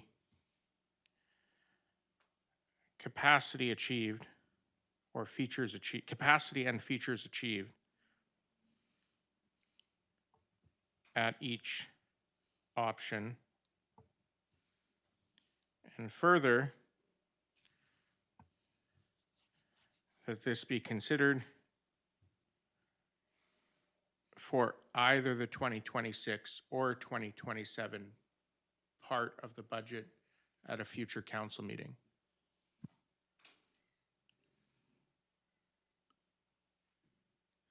Okay, I'll second it, and then just waiting, making sure staff has everything. Yeah, okay, good. Anything further, Councillor Lerner? Basically, this is just to provide council with a report. It sounds like we can't proceed with awarding the contract until the budget's done anyway. So at this point, we would be getting those options. And then if we put it into the 2026 portion of the budget, it would be done this year. If, as Councillor Savage mentioned, we decide we have other higher priorities, we can always just put it in the 2027 line item part of the budget. Of course, prices could change by then, but at least we'd have sort of a pathway there. But this just gives us more information, which I think is worth getting.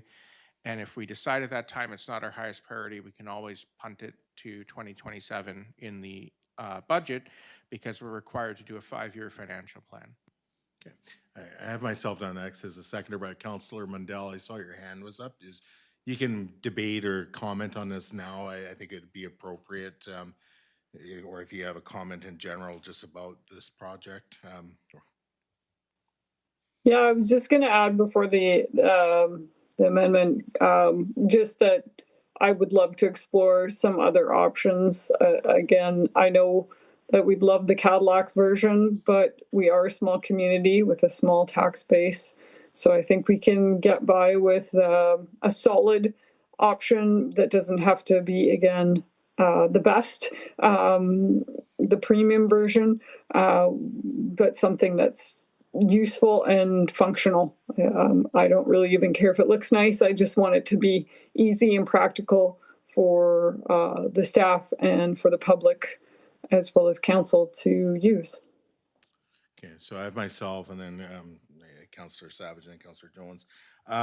Yeah, like I guess really maybe a question through to staff, like in terms of, again, I'm no expert on web page development or anything, but I have some basic understanding, but I'm just trying to wrap my head around how much of the cost is attributed to just establishing like the framework or the proprietary framework for our specific web page, and without like what we see as the end user. I know there's a whole back end of these projects. So are you able to speak like to, is it 75% of the cost goes just into getting something proprietary for Lantzville, and then the rest is the bells and whistles? Like I don't know if I'm even making sense, but.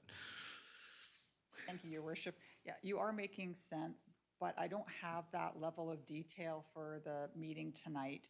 However, I can take it back and do some more homework and provide a future report to council about that. I just don't have it at the ready today. Yeah. Okay, fair enough.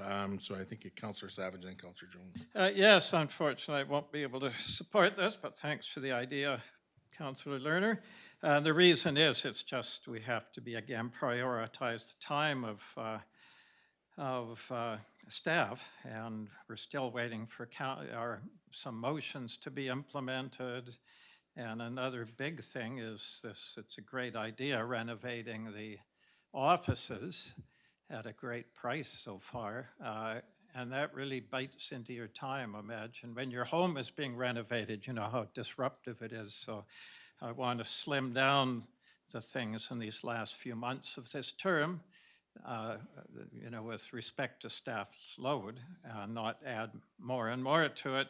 We really have to start prioritizing. So anyway, unfortunately, I won't be supporting this. Thank you. Councillor Jones. Yes, I agree, Councillor Savage. We have other motions that still are unfulfilled, so this is going to be a burden on staff time to be asking for these reports, although it's exactly the information that I would like to have, Councillor Lerner. In addition to, I need that visual. I've gone and looked at other websites from smaller communities. Many of them are using the same template, and I don't even know, are we looking at the same template, or is this going to be a one-off unique for little old Lantzville? And if so, is that at a savings? Does it come with a risk? So I would like all that information, Councillor Lerner, so I appreciate your motion there, but I think I have to agree that for now, let's get some of these other things done and trim down the burden on staff where we can. Okay, not to belabor this, I see this also from the, maybe a slightly different take on it as This also will free up staff time eventually, you know, in terms of not having an antiquated website that they're trying to upload things to and work on the back end, like, or however it is, to do things. I think staff spends a lot of time on that. But, and maybe staff can speak to that. Thank you, Your Worship. That is a very significant point in this, is that the current technology is dinosaur age when you're looking at technology of this nature, right? And so it is extremely cumbersome to use the website as it is right now. So it does take a lot more staff time than it should. And again, because we are very lean on the staffing side and we're trying to do everything as efficiently as we can, anything we can do that adds efficiency is also very valuable. So that is an important component of this project as well. And also, just the technology that we're using, I honestly don't know how much longer we can keep it alive, because nobody uses it anymore. So if anything goes wrong and there has to be repairs to the website, it gets harder and harder to keep that maintenance going, keeping in mind that it's 15 years old as like today. So just, anyway, that's all. Thank you. And just kind of as a more of a follow-up comment as well, like I know when comparing to other municipalities, it's sometimes difficult because we also have to keep in mind, you know, when you look at the other municipalities, and hopefully we're comparing to small ones that don't have IT departments or an IT, you know, worker. I know we have a contract, but some of these places have dedicated staff or staffing that deal just with IT, and that can be a multitude of things. But so yeah, I'll be supporting the motion. You know, again, I originally supported. I see the value in creating these efficiencies so staff have more time to work on things. But you know, efficiency and how we do business here in Lantzville, that's a much bigger topic. And maybe at some point we can get into it, because like one thing council has to consider is, you know, even preparing for agendas and meetings and so on, how much time, staff time goes into it. And maybe at some point in the future, we can get something back on that, because, you know, these huge agendas with all these motions and stuff requires a lot of staff time. So if we're really concerned about efficiencies, we want to, and getting things done, we have to look at the big picture. It's not just a web page. Councillor Savage, or webpage report. Yes, that's a good point you bring up. So through chair to staff, with Councillor Leonard's motion, is it possible to isolate that aspect of it to just address the efficiencies of it and not worry so much about appearance and all those other things? Is that a possibility? I don't know offhand, so I'm going to have to really do quite a bit more homework on this topic, because just like members of council, I also don't have a depth in information technology. So it's just really hard for me to turn on a dime to answer these questions. All right. I think it is best if I take it away and bring it back and do some more homework for you.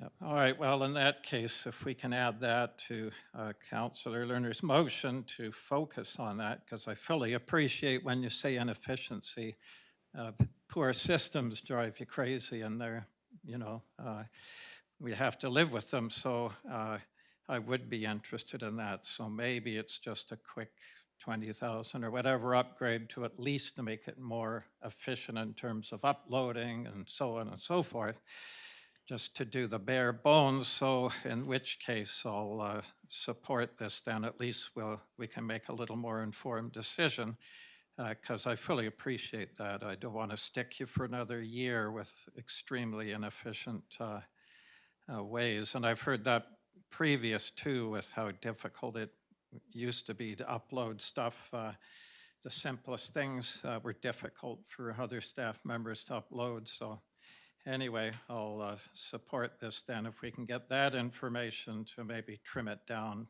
just for the efficiency side. That get back to council on that. Thank you. Okay, Director Wells.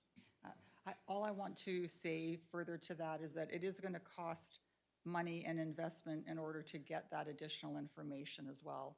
So because we don't have the in-house expertise, then I have to actually get somebody to help with all of these follow-up items. So I'm just saying that for council's awareness.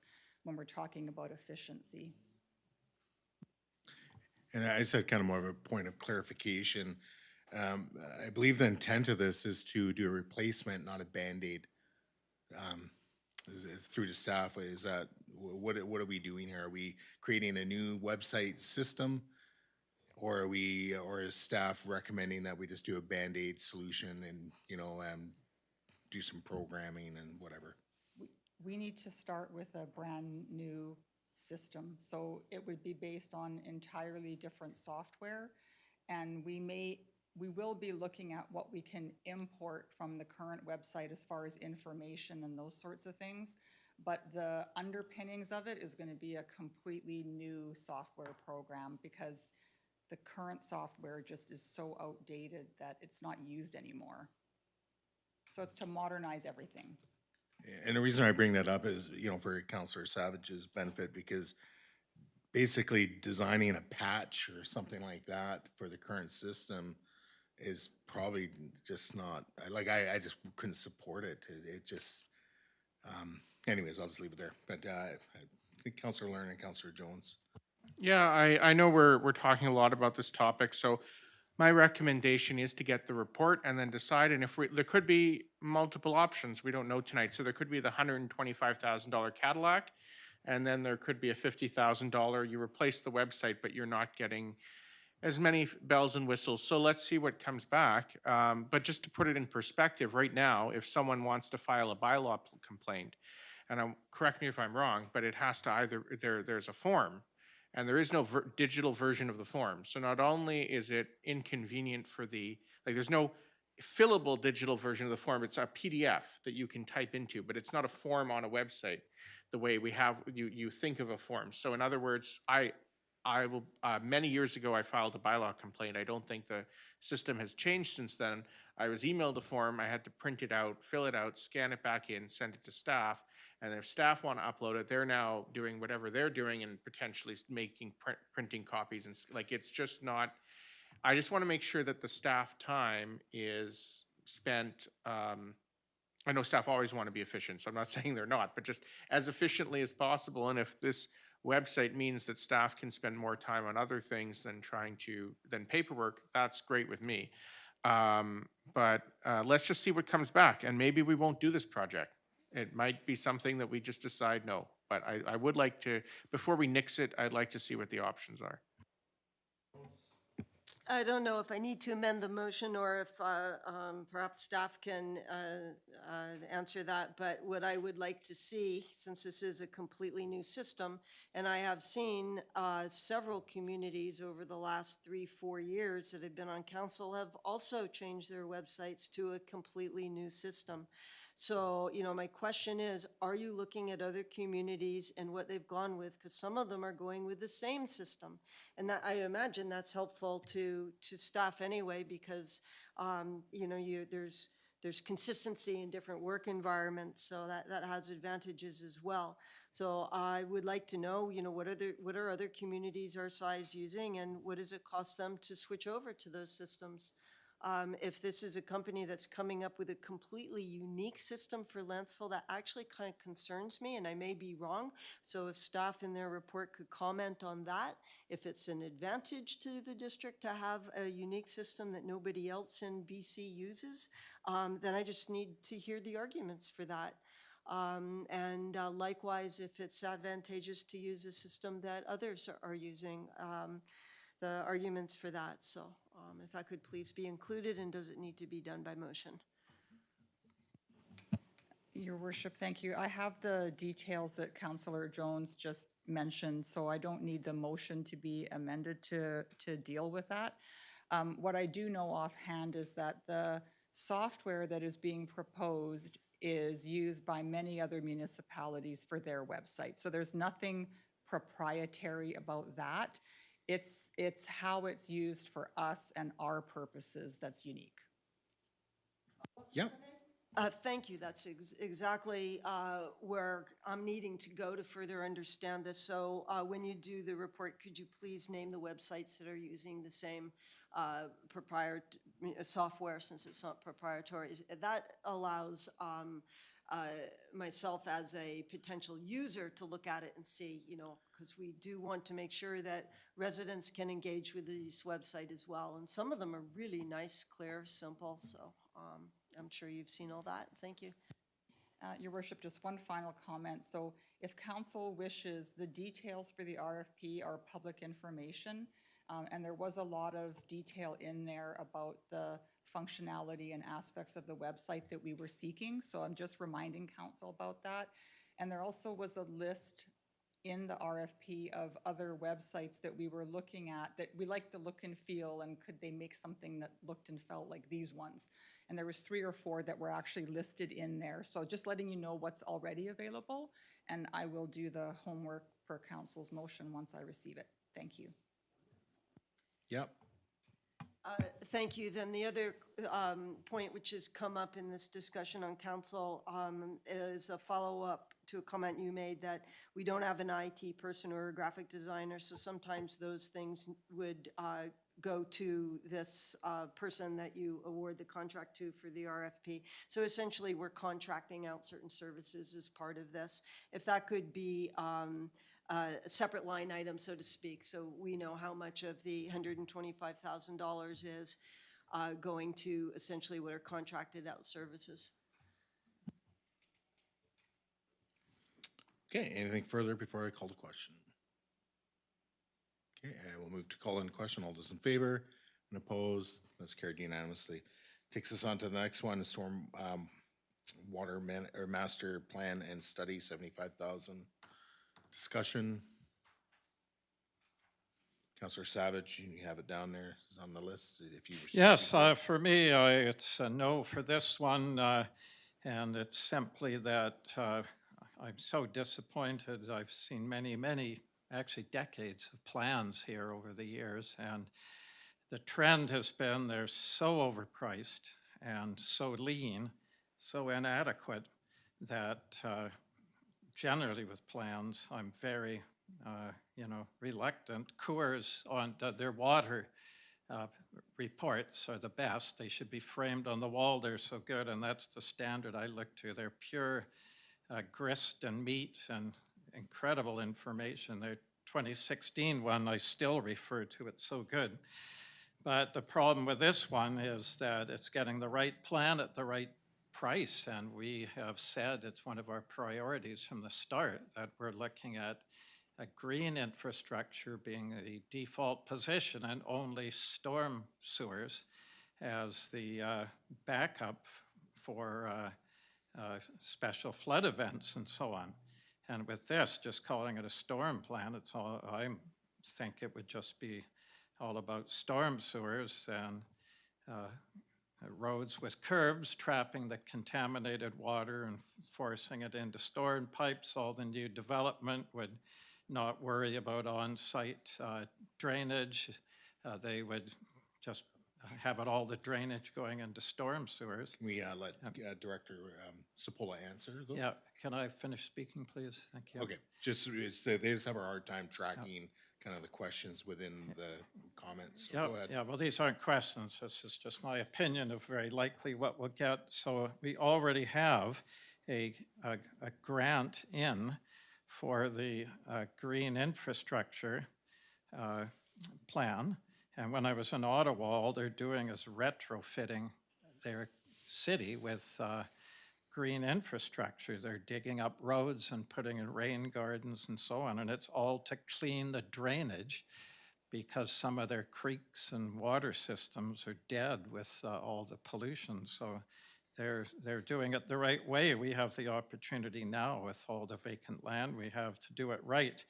So I really don't feel it's necessary. I want to get a green infrastructure plan first, and through Chair to Director Robinson, how is that grant coming for the green infrastructure? Has it been submitted, or when do we hear about it? Or it's the, I've got the name of it here later, but. Through your worship to the councillor, staff are working on it again. The deadline is until April. Staff have a lot of competing priorities. We will get it in before the deadline. Right, okay, thank you. So, At any rate, that's on the surface of it. Again, it's a big expense, 75,000, and I find it's unnecessary at this point until we get a more balanced view of how we handle drainage water. And currently, our system works well. The proof of that is a few years ago, when we had that high flood where other communities were getting flooded out, ours stood up well with only one minor problem on Dickinson Road. So thank you. Okay, Director Sepola, if you could speak to this, please. Yes, thank Saw you, your Your hand up, Worship. or- Through to the councillor. In consultation with CORS, I had gone through the studies and the age of the studies. The age of our current stormwater master plan is from 2007, so it is quite aged, and they do need to be renewed. There also needs to be extensive studies. Since 2007, we've taken on a lot more development. The water courses have changed. I know council is aware of this. But one of the primary tools that I use to inform budget decisions for council are all the studies, the water studies, the stormwater studies, and the studies also assist in pointing out what can be done at the same time. For example, council brings up, when we're doing the water lines, can we do the roads at the same time and maybe get some money savings there? The studies allow all of these informational items to come together so that you get empirical data feeding into your budget and your asset plans. They're very important. And when I spoke with CORS, this was the one that they underlined as being the most needed in the community. Of course, CORS supports all the master plans, and the studies that accompany the master plans that generally move forward before that, so that you can collect data and then do your master plans. But when I'm working with older material, also the development items that need to move forward also rely on the studies. For example, you need the studies, and maybe Director Robinson can speak to this. You need the studies in a lot of cases so that you can come up with development decisions and move forward, because it highlights this is changed because this development exists and the water that's coming now has been redirected, and now somebody wants to develop down here, but the study has been updated, but the study from 2007 has become old and not as useful as it was when it was first written. So all of these studies typically get updated for each of the different communities that you'll see, and usually you don't go longer than 10 years, or if there's been significant development within a community. That's why we're bringing the master plans forward as a group, and it's the same with the other master plans that I've highlighted there for the water master plan as well. I've asked for in a future year, and the sewer, which is a little bit lower because we're moving through the phases, so we do have more current information on that. But maybe I can get Director Robinson to comment on the plan. Yeah, go ahead. Thank you, Your Worship. Yeah, I agree with the Director of Finance here. In relation to when we get, zoning amendment or subdivision applications, and we're engaging in a staff review, we're often having to ask proponents to do downstream analysis about the drainage impacts to their property. And oftentimes they will balk at that, or their engineers will limit the scope of their review, and it's really hard to challenge assertions in those kinds of documents if we don't have accurate master plans or background studies in order to do a fulsome review. If we don't have a review of our own drainage network that we can reference, it can be difficult for our engineers or our staff to really provide very detailed, fulsome comments or challenge assertions about the applicant's civil engineering reviews. So it's helpful when we're looking at development applications. Again, since the last time that the full drainage studies happened, a lot of work has been done in the foothills, and we do have some great background work on the foothills development, but a holistic look at our drainage network would be beneficial to existing property owners when they're looking at what they can do with their property, and it will also help the district in directing future capital program requests in terms of upgrading our drainage network, making sure things like culverts are adequately sized, and looking at maintenance programs for our drainage network. So I really agree with the Director of Finance on this one. I think it is a good idea to look at this study. Yeah, I had myself down, then Counselor Jones. Yeah, just kind of building on this, I can support this. If there's concern about, these reports not being useful and maybe we need to ensure that whoever's writing them does do quality work and that can be accepted by this council, then, and it sounds like Coors is one of those firms or engineering firms that does that, then maybe, well, I guess can we sole source that, or maybe that's the first question through to staff. Can we just direct this work to Coors? Or do we have to, I know it's probably against our purchasing policy. Yeah, I was just gonna bring that up. That's against the purchasing policy to sole source this, but it is critical infrastructure information. And they would likely have a lot more information than anybody else coming in, so they're likely going to be the lowest bidder. And reputationally and relationally, you can add those to your weighting criteria. Yeah, well, you still won't have the weighting criteria to be fair, but yeah, I'm assuming that they would probably score high based on. Yeah, those are just natural ads that you put in. You don't want to have somebody who is of low reputation doing yours. So those are typically items that you'll find in weighting criteria for these items that go out for RFP. Yeah, so the only thing I'll add to the discussion, because I know we need to move on here, is, this would definitely help and, and I've had discussions with staff and others about this. It would help in strategically acquiring land for water retention. So really what I'm referring to here is if we want to try and, I've heard many times from this council, we got to stop the water going into the ocean, right? So how we stop that is by owning the land in areas where the water can go into. So the one thing is that this community does not own much land, hardly any land in Lower Lantzville. So if we want to have retention ponds that aren't necessarily sitting on within a development, but outside of that, so water can flow into them, that's how you do it. And, we've heard talks about creating marshlands and so forth. It is possible to create our own marshlands. I know the tour that Councillor Lerner and I went on, the marsh we went to, I think it was only 2 years old. And it was like, you're walking into like a marsh that's been there for 100 years. It was so well established. And I have the photographic evidence to support it.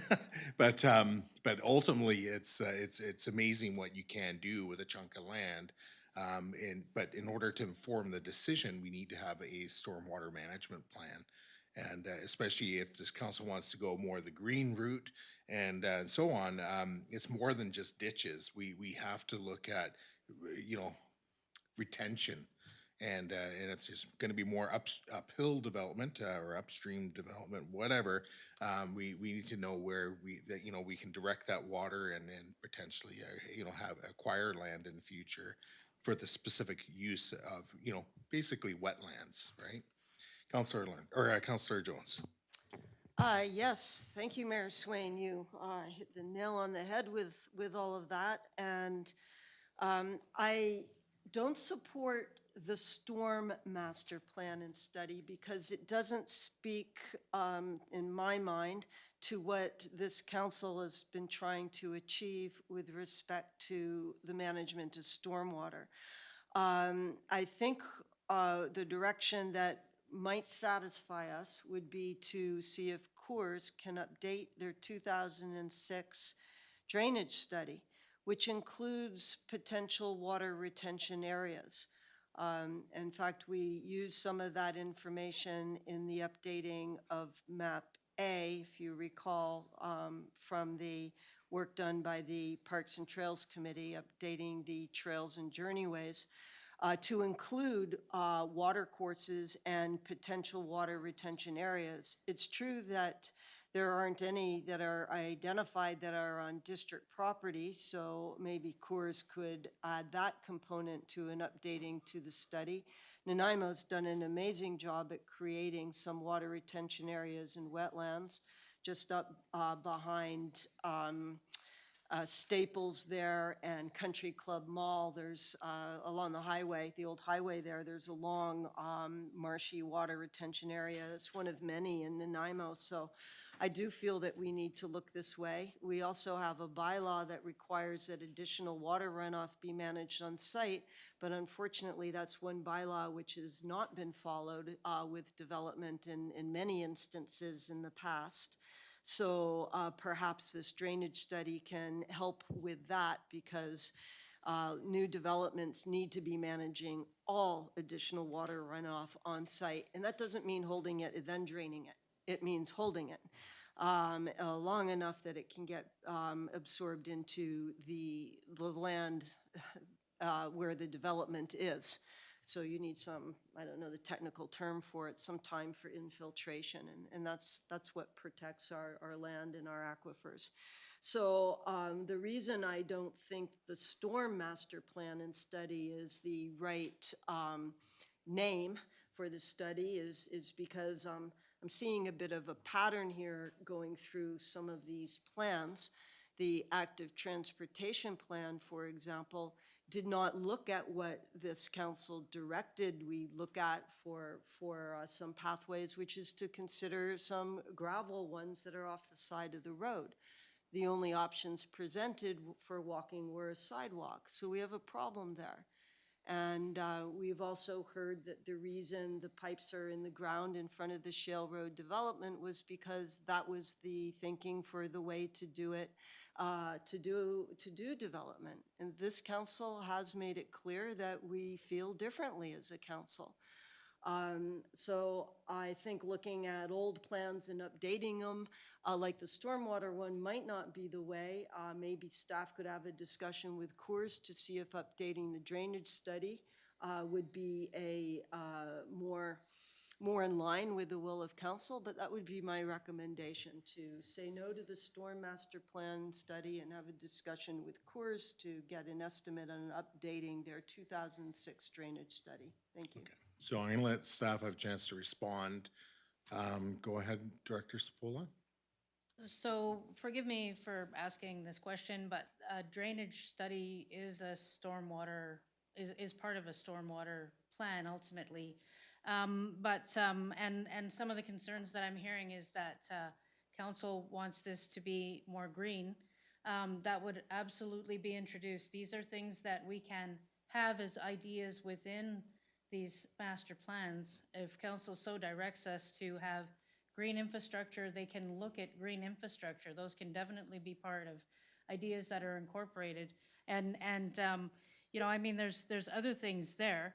As the mayor pointed out, land acquisition, that's another big one. Like, where do you put it? Where's the best place to put it? We can look at land acquisition in a more holistic manner if we know which way the water's going, so that we can capture it in the right area.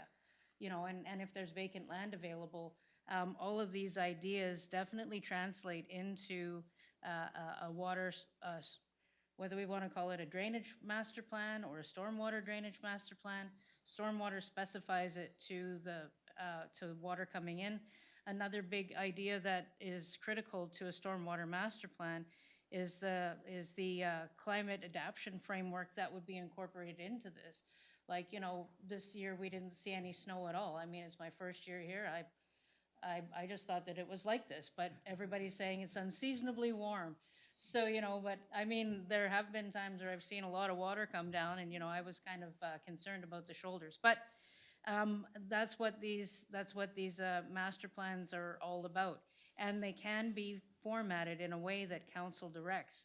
Namely, again, the servicing standards, policy discussions, capital maintenance recommendations, green infrastructure opportunities, you know, land opportunities. These are all things that if council so directs that that's what they want in the master plan, then that's the direction it'll be taken.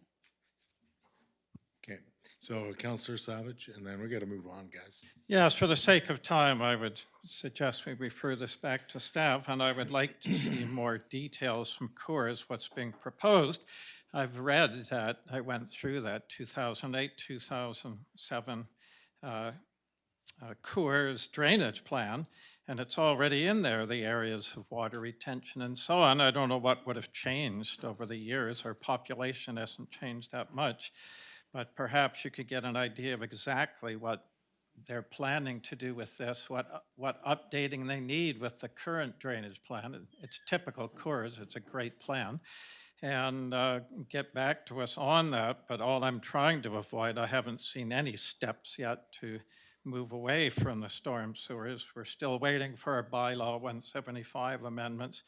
And I'm just a little hesitant to get a plan that's going to cement storm sewers everywhere. Huge expense and lots of degradation of nature. So, but that's great. Let's. So I move we refer this back to staff to get more details. And thanks, Director So we Sepulveda, got for that. referral motion. Do we have a seconder? Second by Councillor Jones. Anything further? Councillor Jones? Yes, specifically, I asked staff to have discussion with Coors because I had a little of this with them when they were here the other day, and they were very clear that the 2006 or 7, whichever it is, drainage study is in need of updating, and it is an amazing document for anyone who hasn't had a chance to see it. Staff does have a copy. Every single ditch and culvert and water retention area in the district of Lantzville is in that document. It's incredible. It is a storm water management plan. We have a plan. It's a very good one. It's our ditches and culverts. It's very green. Do we want to upgrade them, make sure they're maintained? They require more maintenance on an annual basis, but they require a lot less money in the long run, and they are way greener and better for the environment. So I think starting with that plan and working from there, to my mind, to council is a much clearer approach than looking at a stormwater plan, which is usually pipes in the ground and sidewalks. So I think it gets us having a conversation a little more in line with the will of this council. Thank you.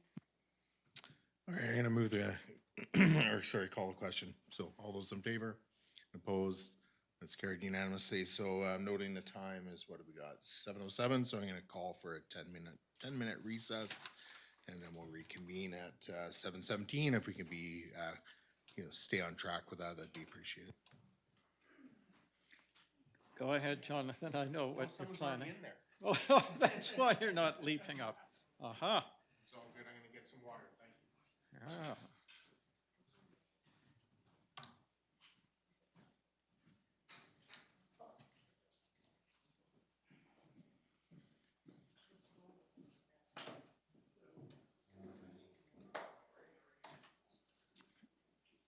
Ari, are we getting a new washroom up here with the renovations?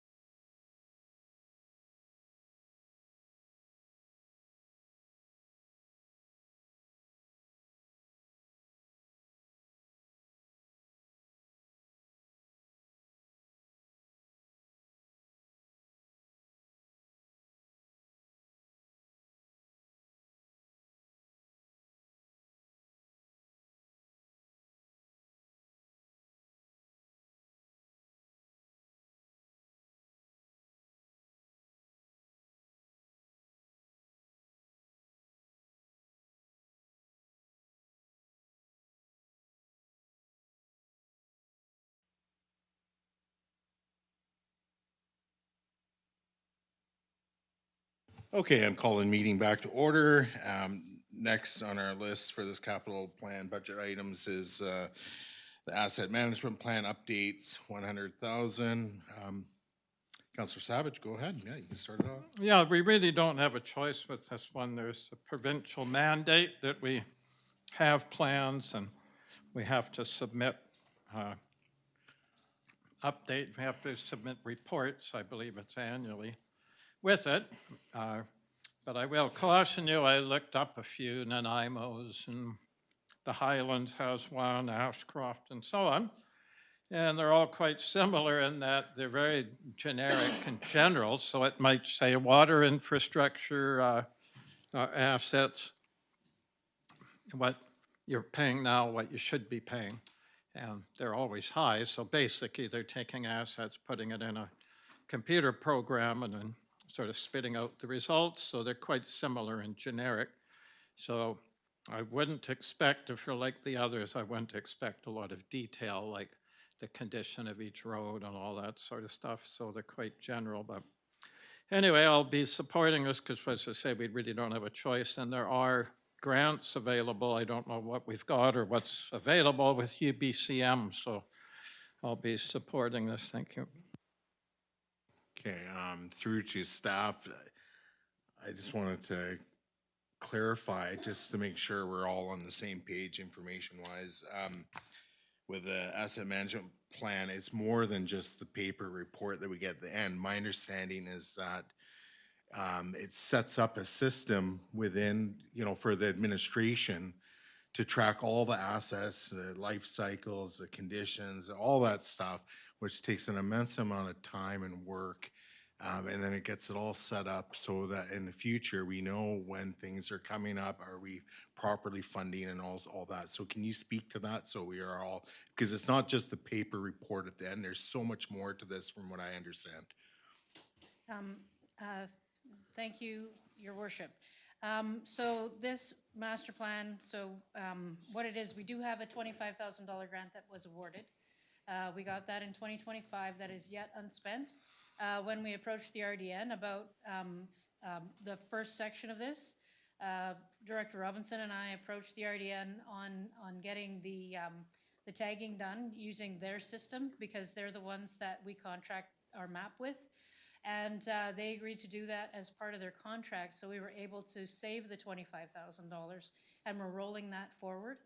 And it's a matching grant. So 50,000 is definitely earmarked for like 25 grant, 25 from our sources.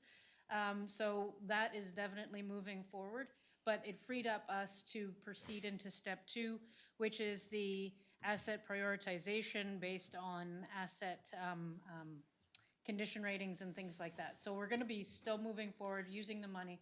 What we're going to be using the asset management plan is its key information that will take any existing studies that we have, regardless of age, put them into information, go to the condition reports, itemize the condition reports, and it begins to form our 50-year outlook, and this is what supports reserve calculations. This is what supports budget information. This is the combination of everything when it comes to budget. But even more than that, it starts to bring into line what we do and when we do it. So when staff are out in the field and they come across a valve that needs replacement, or this is where we're hoping to get, this is the ultimate goal, is when we get into capital maintenance plans and extending the life of our assets through capital maintenance, right? Maximizing lifespan. It does inform quite a lot. I know it is a lot of money and it's required, and these are all things that you guys have probably heard at 1,000 presentations. But again, it's getting us there to those points where we can have those 50-year outlooks. Councillor Jones? Yes, through the chair to staff. So our current ditch system, unless I'm mistaken, wasn't even on the 2018 asset management plan, which is the only one I've ever seen. So what I'm wondering is, can this asset management plan be pushed back 6 months or a year, however long it takes, with the goal of first having the Coors look at the drainage plan, so that we are, actually have these assets and their condition or ditches, whether they need to be unclogged or, cleared or whatever. And while I'm mentioning it, we do have a major water retention pond in Lantzville. It is Copley Pond. And that is one of our assets, which I would expect would be on an asset management plan, but I'm a little concerned that because that hasn't been included in the past, that it might not be included in the future unless we first go to Coors, who has already done this in 2006, and as Councillor Savage says, not a lot's actually changed in our ditch system. And Copley Pond is there as a district water retention area. And then we have, the marshes as well, and several potential areas in private land. So I personally would like that sort of inventoried and presented back to council before we go to this plan, so that this asset management plan can include these things. Otherwise, how are we going to get our green and gray-green existing infrastructure into our future, into our planning? Okay, I'll let staff respond to that. So go ahead, Director Sepola. Thank you. So part of phase one was to definitely get the asset register and get it on a map. Looking at the assets that I look at in the program that I have done, back in 2009, when asset management became full force for the country, everybody was required to meet the PSAB requirements of assets. Our stormwater assets are listed as linear. They're listed under GIS. They're listed as land that we own.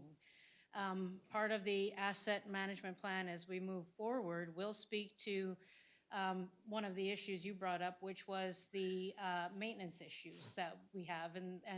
And the ditches are maintained with the annual brushing program that we do, and we hope to do that twice a year.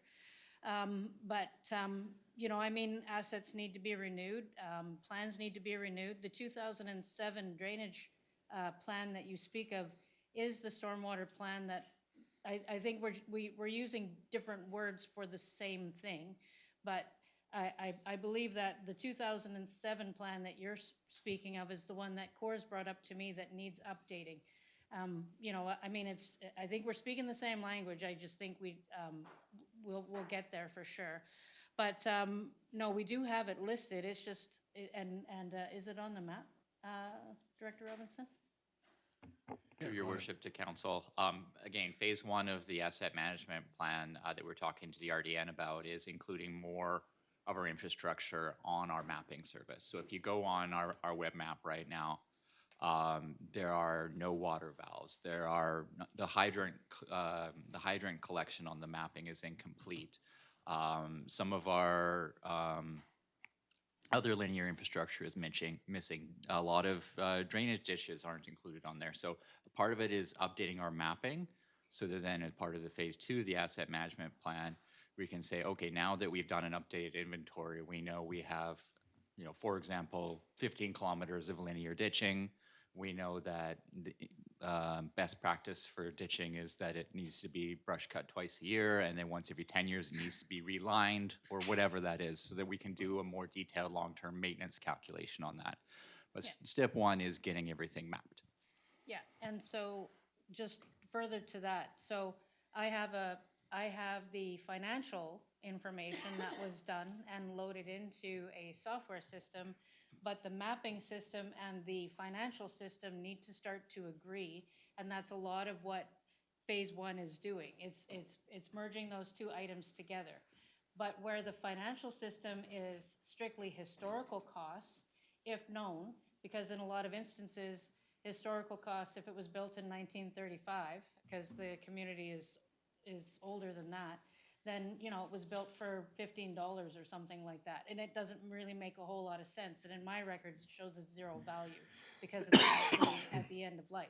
So it's informing that. And then I'll take that information and enter it into the financial documentation, what the future costs will be for replacement, whatever that looks like. whether green infrastructure maintained as is, moving it into pipe, whatever that looks like, or whatever the recommendation that comes through from the updated drainage study, then that'll be incorporated, and then that's what the $100,000 is supposed to pay for. We have 25,000 in grant, wrapping it up, we have 25,000 in grant, we have to commit, it's a 50-50. So then the other 50, we're going to try to apply for the grant again and look for other grants as well to make sure that we can finish the achievement. But until that time, we need to keep proceeding as we are. It is a carry forward. Okay, additional speakers, and then we can come back to you, Councillor Jones. Go ahead, Councillor Lerner, and then myself. Yes, I support the item. I support the asset management plan. I think it's vital, but I agree with Councillor Jones that it should include natural assets. I think that's a key priority in our strategic priorities as a council, to inventory and include those natural assets in any plan. So whatever it is that is put out there, before I'd be comfortable adopting an asset management plan, I'd want it, or sending it out for tender, I'd want to see it include that. But I totally support having the $100,000 in the budget. I encourage staff and council, if possible, to take a look at what the library did, because we faced this same issue. We have dozens of branches, and there was no really up-to-date facilities master plan. So when a decision was made on what to do, which branch to replace or update, we didn't really have a key metric to make those decisions on that, and how much we needed to have in reserves in order to replace those assets. We didn't necessarily have that, other than what was in our basic financial statements as far as, statement of assets. So it's available publicly on the library's website, and I'm sure the metrics would be different for a municipality, but essentially what we did is worked with a consulting firm that then ranked, what is the seismic standard of this branch, what is the life expectancy of the building, how much will it cost to replace, what year do we expect this to be expired. And that really is something, when it goes into whether or not we want to replace a building on a schedule, we can then see where they rank on those metrics. So I think that's vital for all of our roads and ditches and buildings, but I agree with Councillor Jones. I think natural assets need to be included. So my question, through your worship, to staff is, would this asset management plan incorporate an inventory of natural assets? Through your worship, I just want to make sure we have the definition of natural assets. I want to make sure we're talking about the same thing. So are we talking about trees? Are we talking about green assets like rain retention ponds and things like that? If just for myself, speaking only for myself, because it's an asset management plan, I'm talking specifically about district property and district-owned assets that relate to, for example, stormwater management in the sense of ditches, drainage, rain gardens, retention ponds, culverts. Yes, that will those be sorts of things. included, absolutely. Because if we have to replace them and they have a lifespan, we will replace them. And then further to that, if we do tree plantings, there are communities that will count the trees that they have planted. They'll put serial numbers on them, they'll list them, and they'll mark them for replacement as necessary. So does council want us to follow that as well?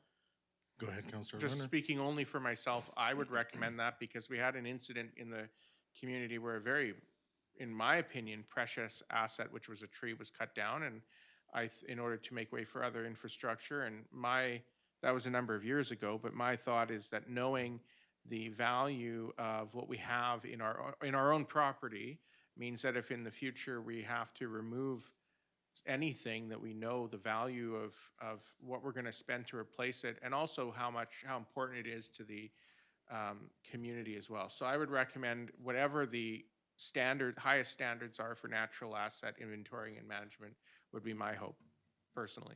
Thank you. Okay, so yeah, I really don't have much to add, except for I support moving forward with this plan.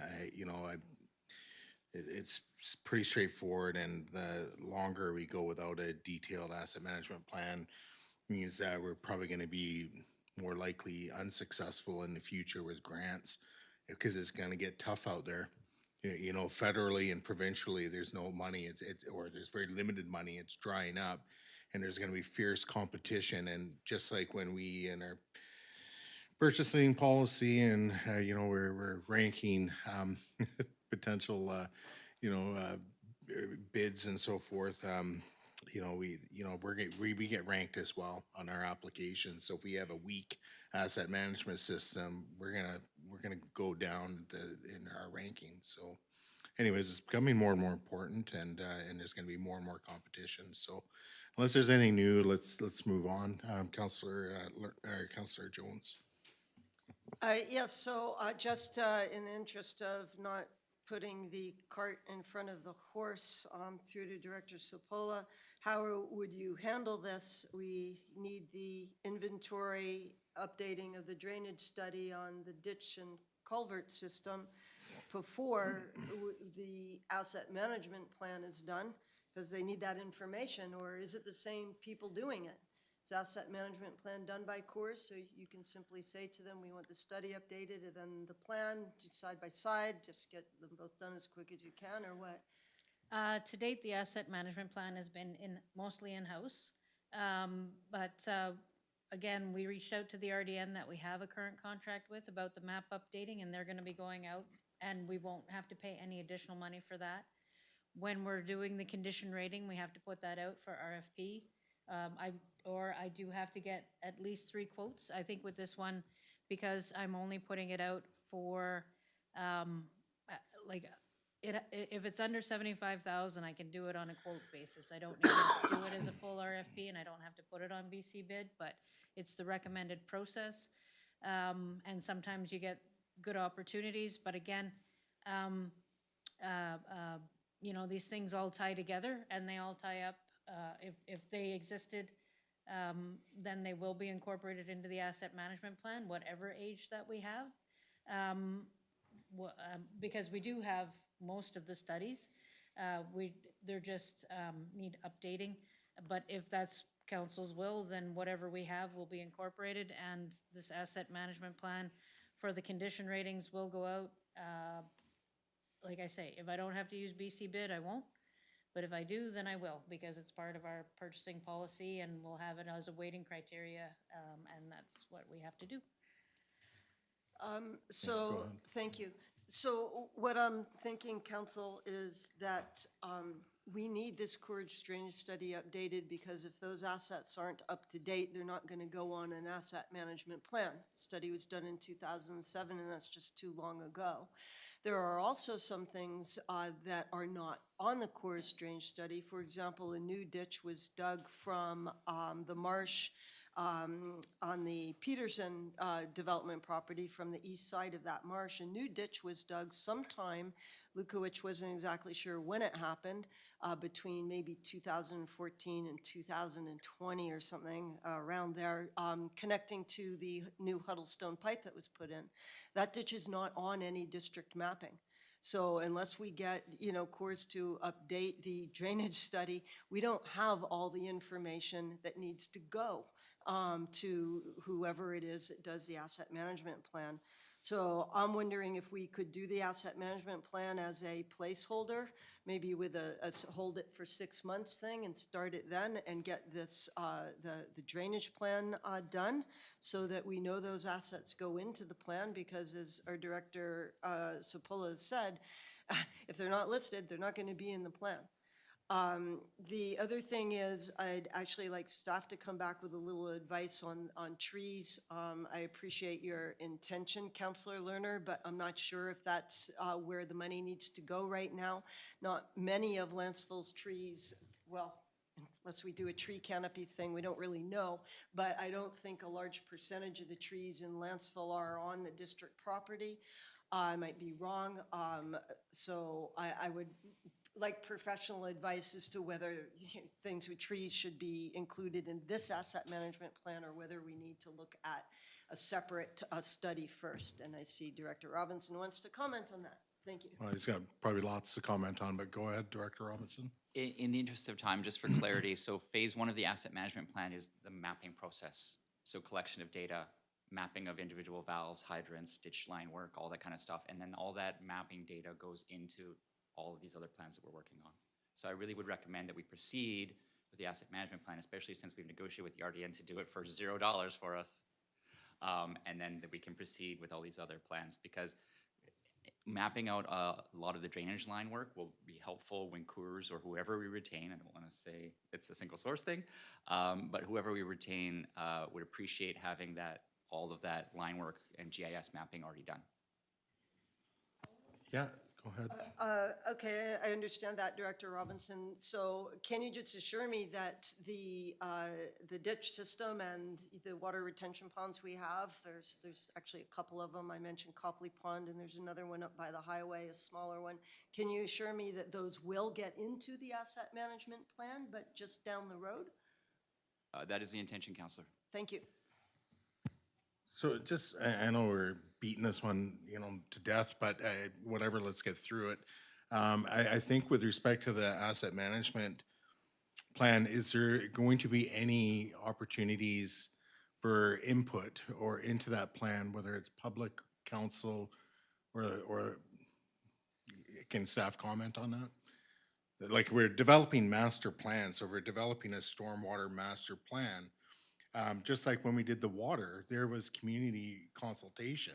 So are we expecting there's going to be anything that's coming back in any shape or form to either council or staff, or sorry, council or the community with either the stormwater master plan or the asset management plan? Well, typically traditionally, what I've seen with master plans is that these are done by engineers and surveyors and those types of professionals, and then the information is provided through open house work and things like that back to council. But because they're usually just, this is as is, where is, this is what you have, and this is where you're going. I haven't seen an input for the public, but I have seen open houses to discuss what was discovered and where things are going to impact you. I think you nailed it. So, Okay. in your comments, so it's going to be open houses. So that's how the information is going to flow back if there's any concerns. Again, I see these as both very necessary items, stormwater master plan. And then I've heard now, like from staff, that they're assuring us that the natural assets are going to be included in the asset management plan.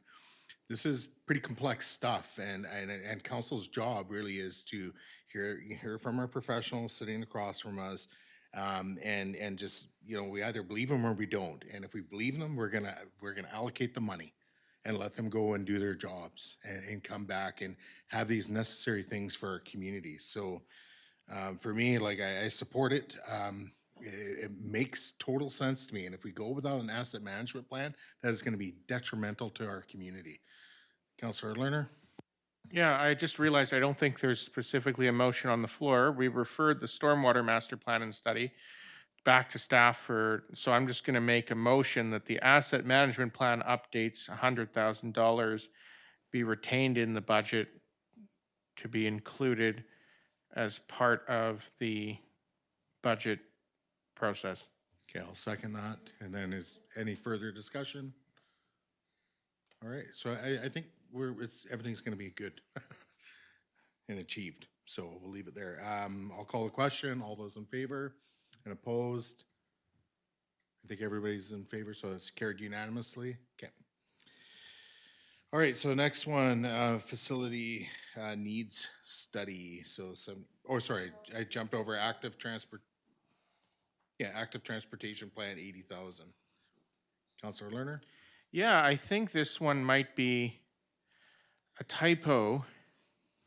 I know that originally when we received our report, it said an active transportation plan, 80,000, but that was 2025.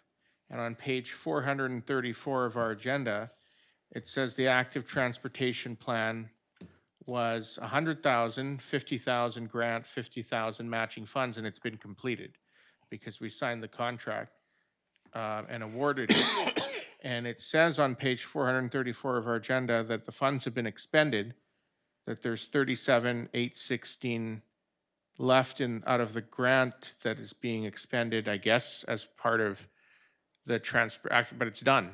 Like it's already been, so I'm not sure. I think this one may have been a typo in the original agenda, but maybe I can refer through to staff to understand. Director Spoil?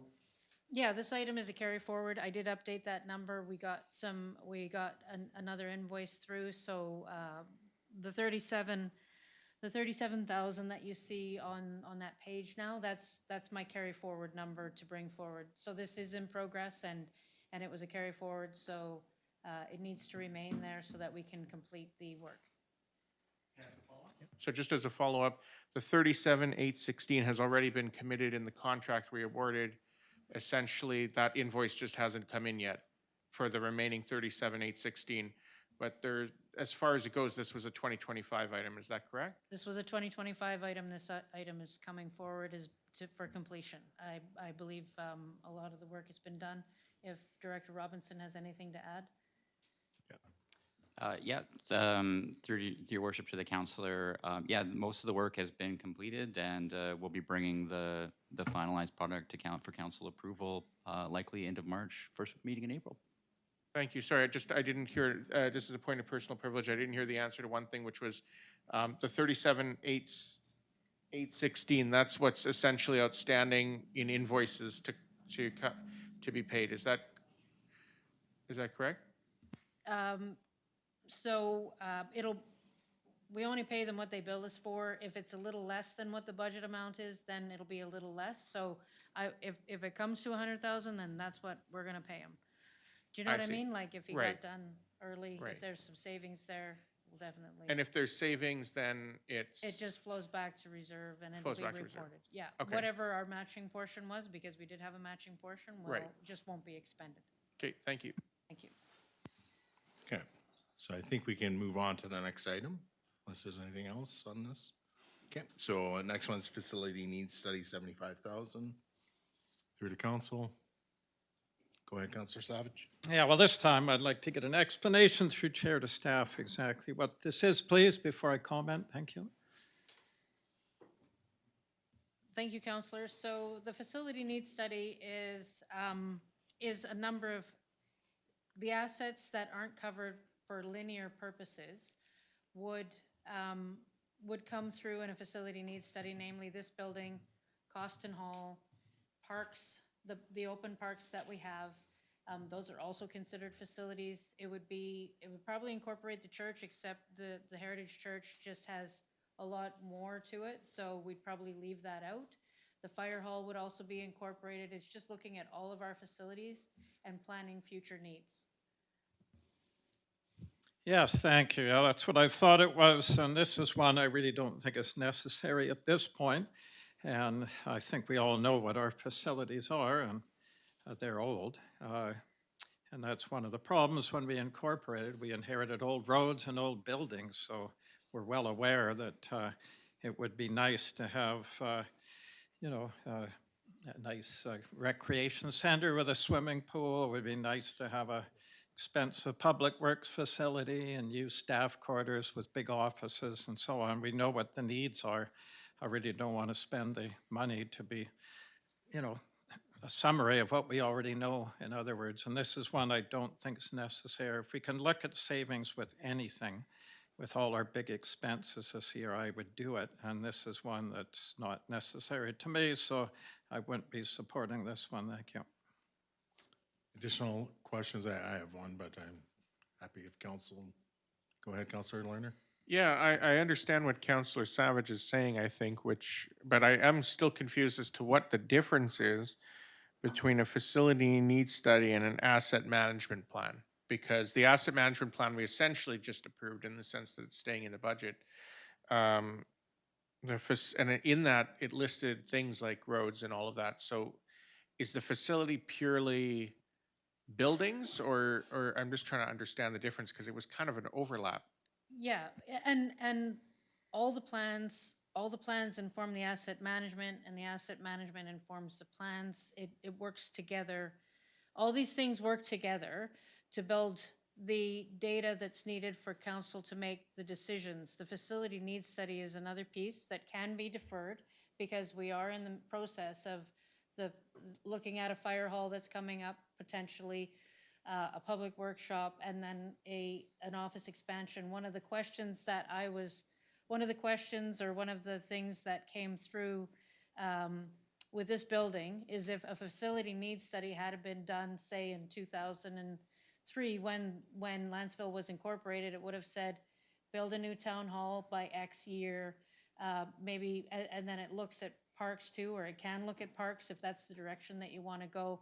It'll give you your outlook on when to build a new fire hall. It'll identify a public workshop, those kinds of things. This is what facility needs are. It's the needs of the district when it comes down to the non-linear assets, if I could put it that way. So a linear asset to me is something that runs in a straight line, like a road, a water, a sewer line.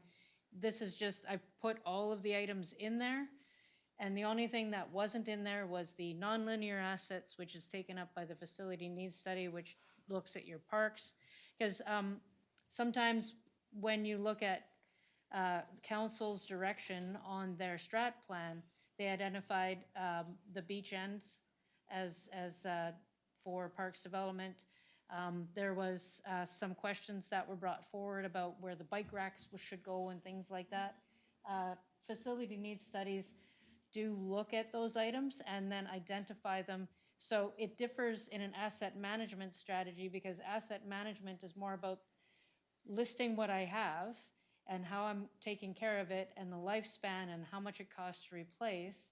The facility needs study comes into play, saying you've got a community hall, or you've got a town office, and you should replace that article in 50 years or 60 years, and then you should be saving toward that X number of dollars potentially, and apply inflation to that so that you can accumulate your reserves appropriately.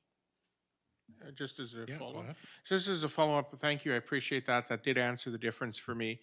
My recommendation through the council would be to defer this for 1 year, and the reason for that is we are applying for a fire hall grant, so if we get that, right now our facility needs report might say, well, your fire hall needs to be upgraded or expanded. But if we're going to get a new fire hall, then there's no point in doing the facility needs this year. Similarly, Public Works, we've already had a brief discussion tonight about how we have to move Public Works out of their temporary locations. So if we build a new location, then that would also be reflected in facility needs. So I think 2026 is potentially the year of facilities. We're looking at fire hall, Public Works, renovating the town hall. So I almost feel like our facility needs report should come after all of those renovations and buildings. Well, I was going to, yes. I was going to, yeah, we'll speed things up. Okay, I recommend that the facility needs study be deferred until 2027. Okay, seconded by Counselor Savage, and then any further discussion, Counselor Lerner, Counselor Savage? Yeah, for myself, I had the same question as Counselor Lerner, really about, where does the facilities fit into the asset management plan, but you spoke to that quite eloquently, so that's good. So yeah, I can support the deferral, or whatever we're gonna call it. Anything further from council? Okay, I'll move to call in question. All those in favor and opposed, that is carried unanimously. Next one, so we have the Wellfield Security and Protection Enhancement, 110,300 for 2026. Point of order, please. What's your point of order? As a matter of conflict of interest, my nephew, who runs Dunbar Excavating, gave an estimate as part of the fence building for this. So as this item could potentially involve him being hired, I'm declaring conflict just for this item. Thank you.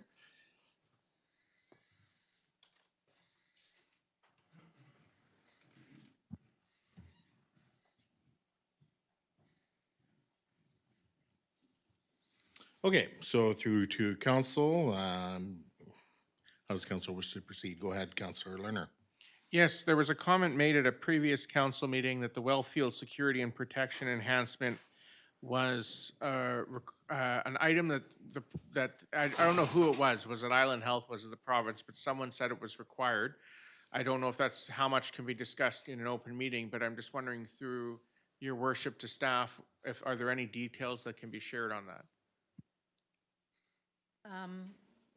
Thank you. Yes, the drinking water inspector came by and instructed us to, that area needs to be protected per the regulation, and that's why this is proceeding. It was based on the recommendation from the inspector. Okay. Anything further, Councillor Lerner? And through the rest of the council? All right, yeah, go ahead. I'll just make a motion then that the wellfield security and protection enhancement be retained in the budget to meet inspection requirements. Okay, and I'll second it, and then for discussion, anything further? No, I would prefer if we didn't have to spend this money, but it sounds like we don't really have a choice. If I can just ask through your worship to staff, are inspections just routine, or is it just something that we get done every so many years? I can't comment on that. I do know that the I would suppose that they are routine. It makes sense to me that you get an inspection, much like any other health inspector would show. I'm thinking it's routine. Okay, thank you. And just as a point of, I guess, information on this particular item, this is going to be coming out of the water fund? Yes, the water capital. Yeah. So for those who are watching and for those on council, obviously, if you are not connected to the municipal system, you don't pay for this. So it's not going to be part of general taxation. It's only if you're a benefiting user. So Councillor Mundell, I see your hands up. Yeah, could someone please remind me, did we receive written confirmation from Island Health that this is something we have to do? I can't remember off the top of my head if council was provided with the written confirmation and the specifics of what needed to be done, what area, what the sort of pieces of the work include. Okay, through to staff. I don't have that information in front of me. I would have to consult with the operator who was present for the inspection and received instructions. Yeah, so for me, without that, I might have a difficult time to support this. Just would like to know with certainty and, the rationale and exactly what we're supposed to be doing before I agree to put money towards it. Okay, Director Spola. The well site has to be protected based on the regulations, so we'd have to probably pull the regulation, but we can also pull the inspection report that would have been provided. Okay, so anything to follow up with, Councillor Mundell? Yeah, just I would really like to see that. So I don't know if we can defer this item till I have that knowledge and that opportunity to review before, again, I don't just want to sort of put money towards something that I haven't really fully understood and seen what the parameters are. Okay. Is there any follow-up from staff on that, or is that? The recommendation, I reviewed the recommendation with the operator. This was something that was pointed out. Also, there is in our operational plan that we're going to be reviewing on the 25th. There is further studies there that have to be done for the protection, and we have to write reports on that, and we have to show this as being protected to the drinking water inspector. It can certainly be provided, but it's strongly recommended to move forward with this. I understand the councillor's concern that she wants to see something in writing, but I just want to make sure that that doesn't delay this in any way, or that this is deferred in some way. We do need to move on with this. We don't want to endanger our water licensing. Okay, CO Lasher. I just want to be very clear that our water operator is a level 3, super rare to have a level 3, very difficult to find. And he was adamant that we do this as well. we are having some long-term conversations with the level 3 water operator on things we should be doing, and this is one of those things. And yes, inspections periodically happen. So if I can direct you to legislation, hang on, if you want to read it, it's the Groundwater Protection Regulation under the Water Act, BC Regulation 91, 2009. And it states, so this is your writing part, that to prevent direct and unintended entry into the well of any water at the surface of the ground, including floodwater, ponded water, that everything set out in section 79(1) of the Act, to prevent persons or animals from entering the well and to prevent minimized flow of water from the artesian well, so that's us. And that's the caps and covers, and then there's also, it has to be fenced as well as in there. And that's, again, that it has to be, that's under the groundwater protection regulation. So if council would like, we can forward that to you. Okay. So I've got myself, and then, yeah, go ahead, Councillor Mandel. Yeah, I was just going to follow up on that. It's not the regulation per se that I'm asking about. I'm asking about what specific work that the inspector outlined, or our team, maybe our staff have said, okay, we need this to comply. This setup is what we need. Just again, to further understand the cost of what that is going to be. Again, I just don't like to throw numbers out and say, let's hope it costs 80 grand and maybe it comes in at 30. It would be better for my understanding. Yeah, Director Spola, maybe you can speak to how did you arrive at the $110,300? Because that to me seems like we're getting to specific amounts. So how did you get that number? So if you look on 474 of the agenda, I do have a summary there of how I got there. And I have we had quotes provided from local vendors showing the cost of the fencing and the clearing work that needs to get done and the security gate to put in to surround the well field. And so again, that's on page 474 of the agenda. And you can see the documentation there to support. And I put in some contingency because when you're clearing, you could run into or putting in fencing. We want to just make sure that there's enough money in there for contingency as well. Okay. All right. So I'll speak to it next, and then I think I've got Councillor Jones and then Councillor Lerner. We can do rock, paper, scissors.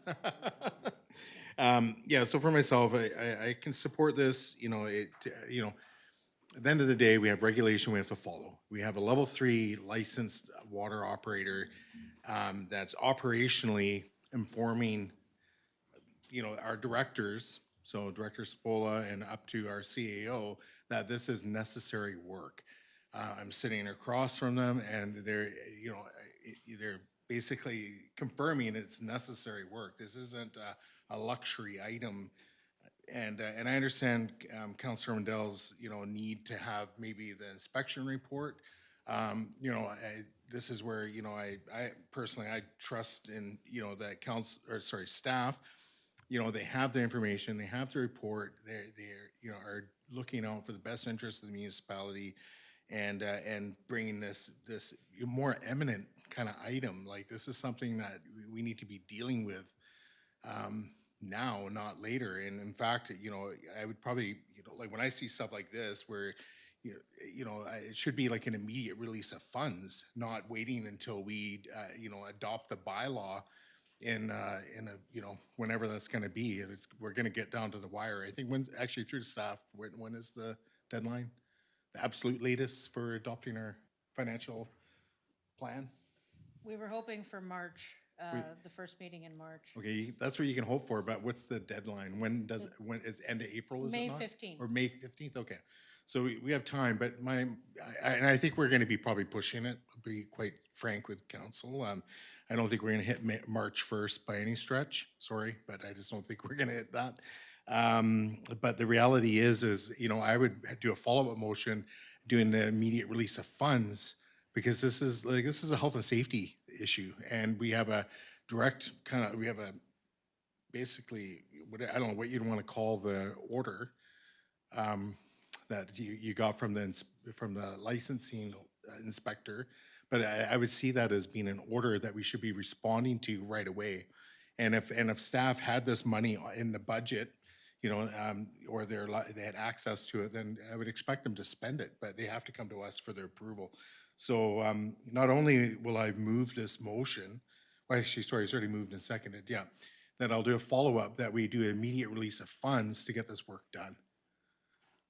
So, and in the meantime, if any member of council wants a copy of the inspection report, there you go. You can get it, just ask. You can get it forwarded on. But I've been satisfied with this request. And I'm just one member of council. So Councillor Jones? Yes, so I'd love to see the inspection report just because I'm curious about these things. It helps my understanding. I support the motion. As I understand it, this is just the Harvey well that is, this money is going towards. There are no other well inspections being done under this budget, this motion? This isn't inspection, this is security. Security, well, following inspection? Yeah, so this, again, this was the recommendation of this is what we need to do, and this is, and we want to show that we're moving toward this for sure, and that's what the budget is providing, and they want it done, so we need to do it, and it's part of the regulation. Thank you, I understand. It's just the Harvey well needs the security. Got Well, it. it's Harvey right now, yeah. Thank you. Yeah. Okay, Councillor Lerner? So my recommendation would be to approve this as part of the budget. And I would support early release of funds, sure. But it's coming out of the water reserve, which we already have the money there. So I have no problem with that. That would be a separate motion. But either way, I think it needs to be in the budget. So I support the motion. But I would say that if any councillor wants to see the inspection report, by all means, contact staff and request it. And I think it should be provided. Thank you. All right, so, sorry, your hand's still up. Councillor Mandel, did you have anything further? Well, actually, I do have a question as to why this particular location. We have wellheads all over the place. So why is it that we're being told that this is the location where it has to be fenced? Okay, so through to staff?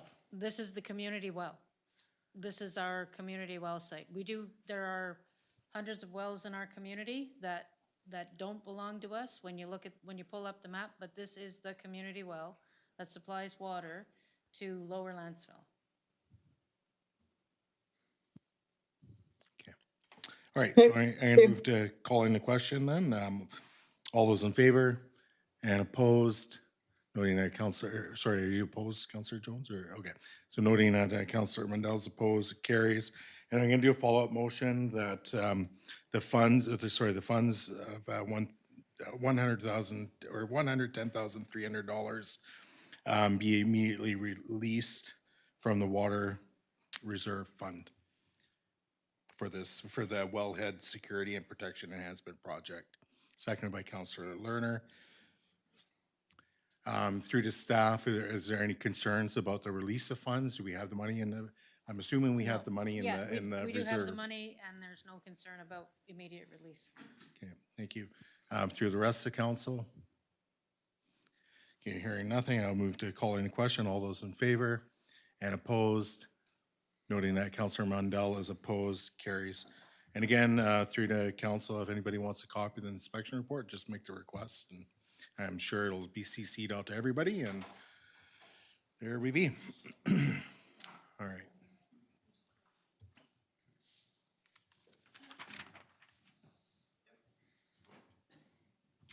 Oh, shoot. Just a point of personal privilege. I kind of got so mixed up with all the agenda reorganizing. Am I correct that the next item is 10L? I believe it's actually, I wrote it down. It would be I. 10I. Yeah. Okay, thank you. And then we move to L. Okay, thank you.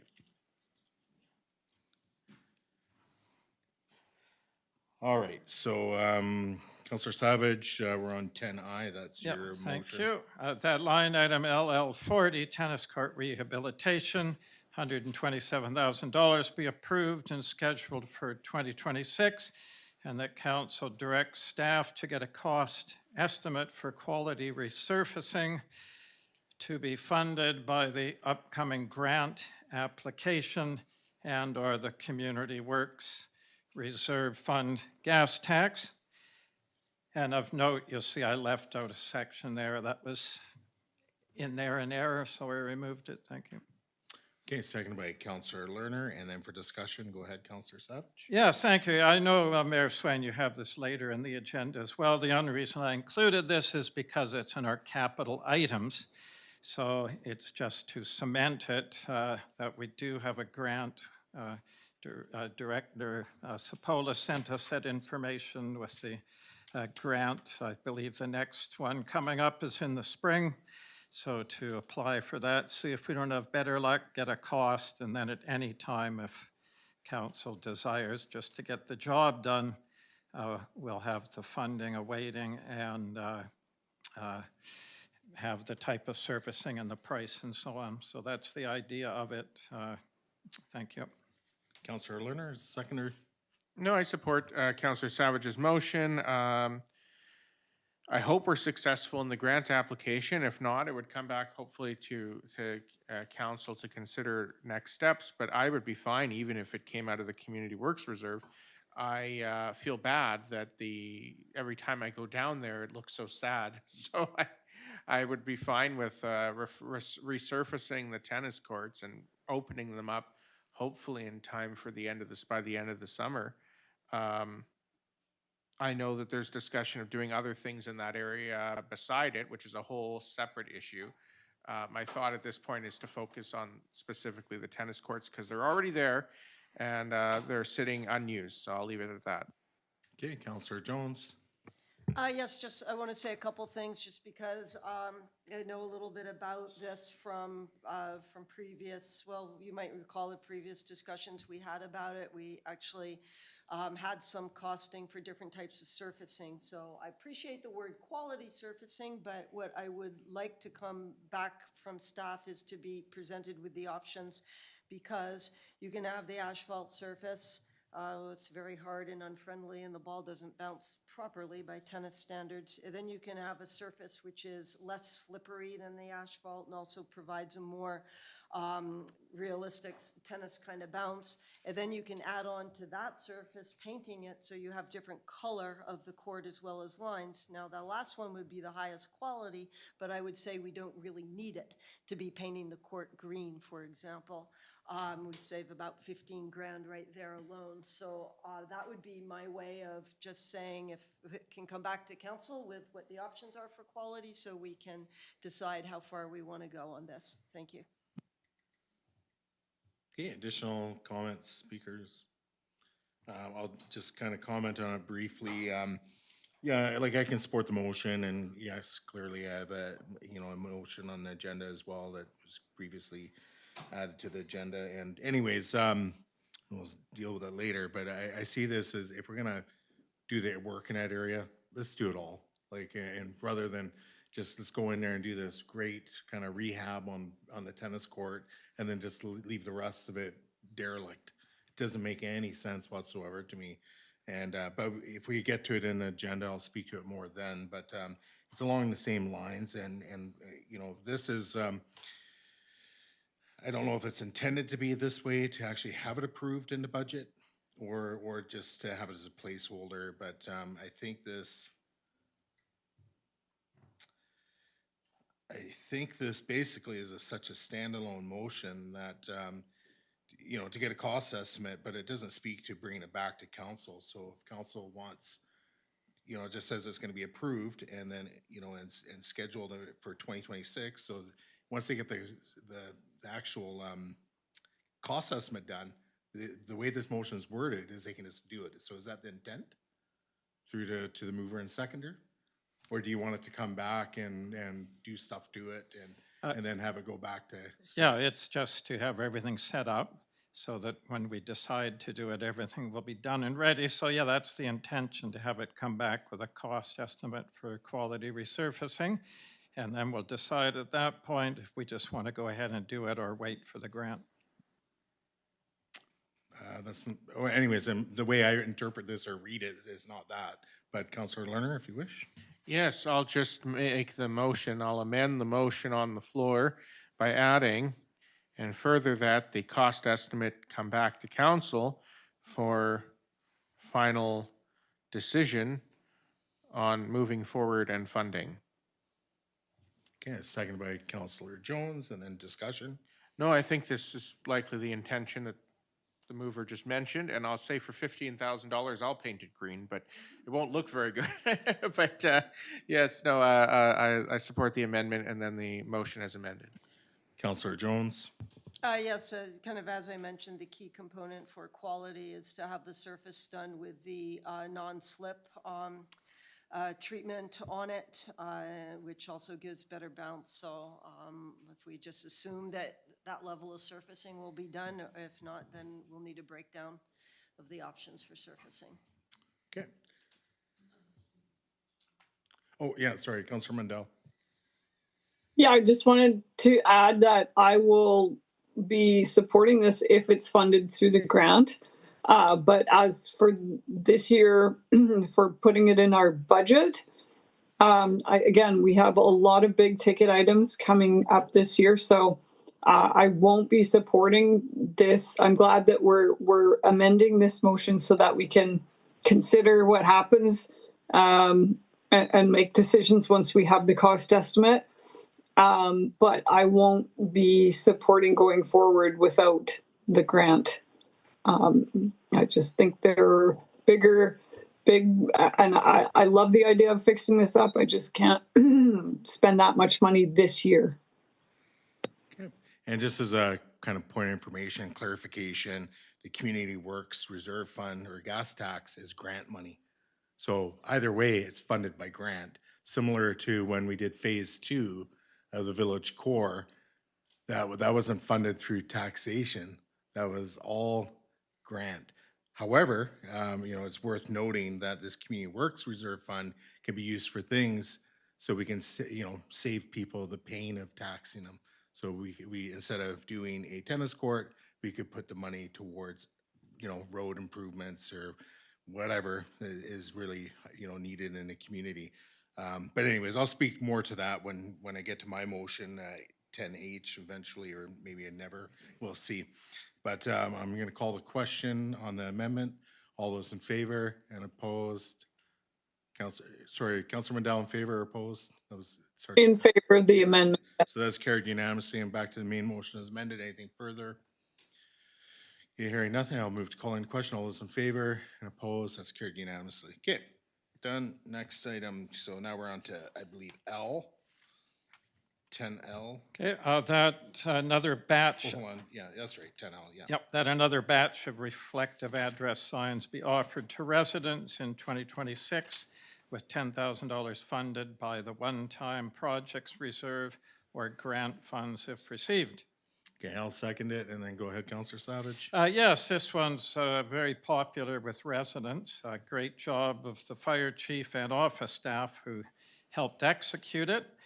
And it's a good accomplishment of council for initiating this, making the community safer. It's a real pleasure driving around seeing these. So I dare say we should keep going. We've lots of funds left on our one-time project. So this is a very worthy thing to get done this year. And I know that Chief Ruckus had mentioned a possible grant for this. However, this is just, I guess, a placeholder, and we'll leave it up to the chief as to when he wants to activate this, and he might want to wait for the grant. We'll leave it all up to him. So thank you. Okay, I'll go through the staff first, and then go ahead, Director Spollet. Just so that council is aware, this is a budget line item, and we have it currently funded by general taxation. So if this motion will change that to the one-time reserve, and so it'll kind of bring it up, and then I'll have to move it back to reserve if, like, you don't need to have the funding coming from there. It's coming from general taxation right now. But if you would like to have it from reserve, that's Sorry, fine as a too. point of privilege, can you repeat that? It's coming from where right now? It's coming from general taxation. It is currently in the operating budget, and it's being funded through general taxation right now, which it was in 2025 as well. Yeah, my intention is to have it coming out of the one-time project, so it's already funded. Yep, thank you. Okay, so for myself, yeah, like in principle, I can support this every day to Sunday. That's not the, issue. The issue I have is, the fire chief is already, has a grant application underway with a couple other municipalities. He could probably speak to it more, or communities, and he can probably, or fire departments, he can speak to it more succinctly, and I'll give him an opportunity in a moment to do that. And it's for a larger amount. The thing I would, basically draw council's attention to is this is something that can be done any time in the year. We can do it through a simple, basically budget amendment and release the funds. So as long as the funds are there, we can do it. So to do it now, it doesn't make a lot of sense when there's already a grant application underway, and it's also the administration of the program, and the chief can probably speak to this, is going to be shared. It's going to be a shared responsibility as opposed to solely falling to one specific jurisdiction. But maybe the chief can elaborate. Through the chair to council. So we put the application in today for that program. The grant that we're applying for is for $45,000 per applicant. So that's 45 from us, the city of Parksville, and the regional district of Nanaimo.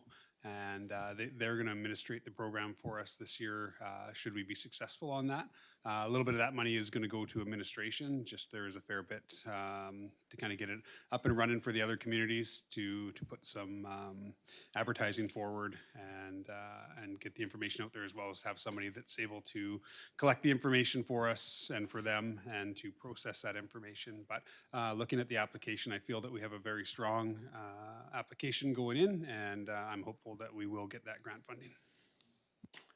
Okay, and just as a follow-up, so for myself, like, again, I could support the motion. Maybe we just need to amend it to have as a placeholder, as opposed to confirming any funds. And then ultimately looking at, if the grant application does not pan out, then the fire chief can work with our CAO to bring that back to council if administratively we have the capacity to do it independently. So we always have to look at, the capacity of our administration. We keep hearing like, yeah, they're busy. And it's not just the fire department that's administering the program, it's also the administrative staff downstairs. So that's doing it. So it's a bit of work, just to let council know. So anyways, I don't have no problems with the motion necessarily. It's just, perhaps we need to amend it to just have it as a placeholder in the event that they're unsuccessful with the grant. I think Councillor Lerner, yeah. I just had two questions. One was, through your worship to staff, the grant application, do we know when we're expecting to hear back? When is the reporting period, or have they not announced? Through the chair to the councillor, I'm not sure of the exact date for that, but I would suggest we're probably looking sometime midsummer. Okay, thank you. And my second question is, now that regional district is involved potentially in distributing, will there be an opportunity for some of our partners in Stanawas to also receive reflective address signs if they want it? I don't want to make that assumption, but the reason I ask is that I'm under the impression our fire department does service that area as well. Yeah, again, through the chair to the councillor, 100%, because it is a provincial grant. It would go to all of our people that receive the service from the fire department for Lantzville. Great, thank you. So I support the motion. I don't know, through your worship to staff, is it necessary to indicate that this is a placeholder to be determined after the grant, or is that just implied?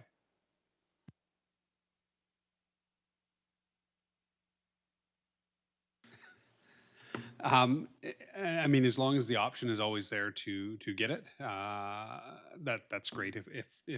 If this doesn't come through and we can bring it back, and that's something that council would look at the time, that's completely fine. I'm really good with it either way at this point. So if you guys want to add it into the budget now and it's taken care of, and it's kind of if we don't get the grant, we have it there that we can fall back on, or you choose not to put it in there at this moment, it really makes no difference to me at this point. Okay. All right, anything further from council?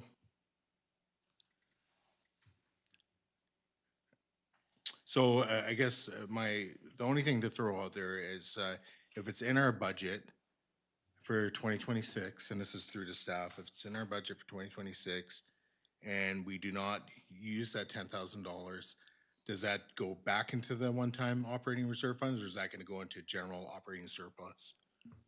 I wouldn't draw it down. If we don't use it, I don't draw it down. Okay. That's good enough for me then. All right, so through to council, anything further? I will move to call in question. All those in favor and opposed, that's carried unanimously then.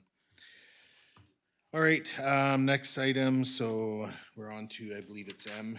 10M, thank you. That line item, NT7 Green Infrastructure Plan, $75,000, be scheduled for 2026 and approved for the 2026 to 2029 District of Lantzville Financial Plan to be funded by either the current Federal Adaptation and Action Feasibility Grant for $70,000 if successful, or the local government climate action program.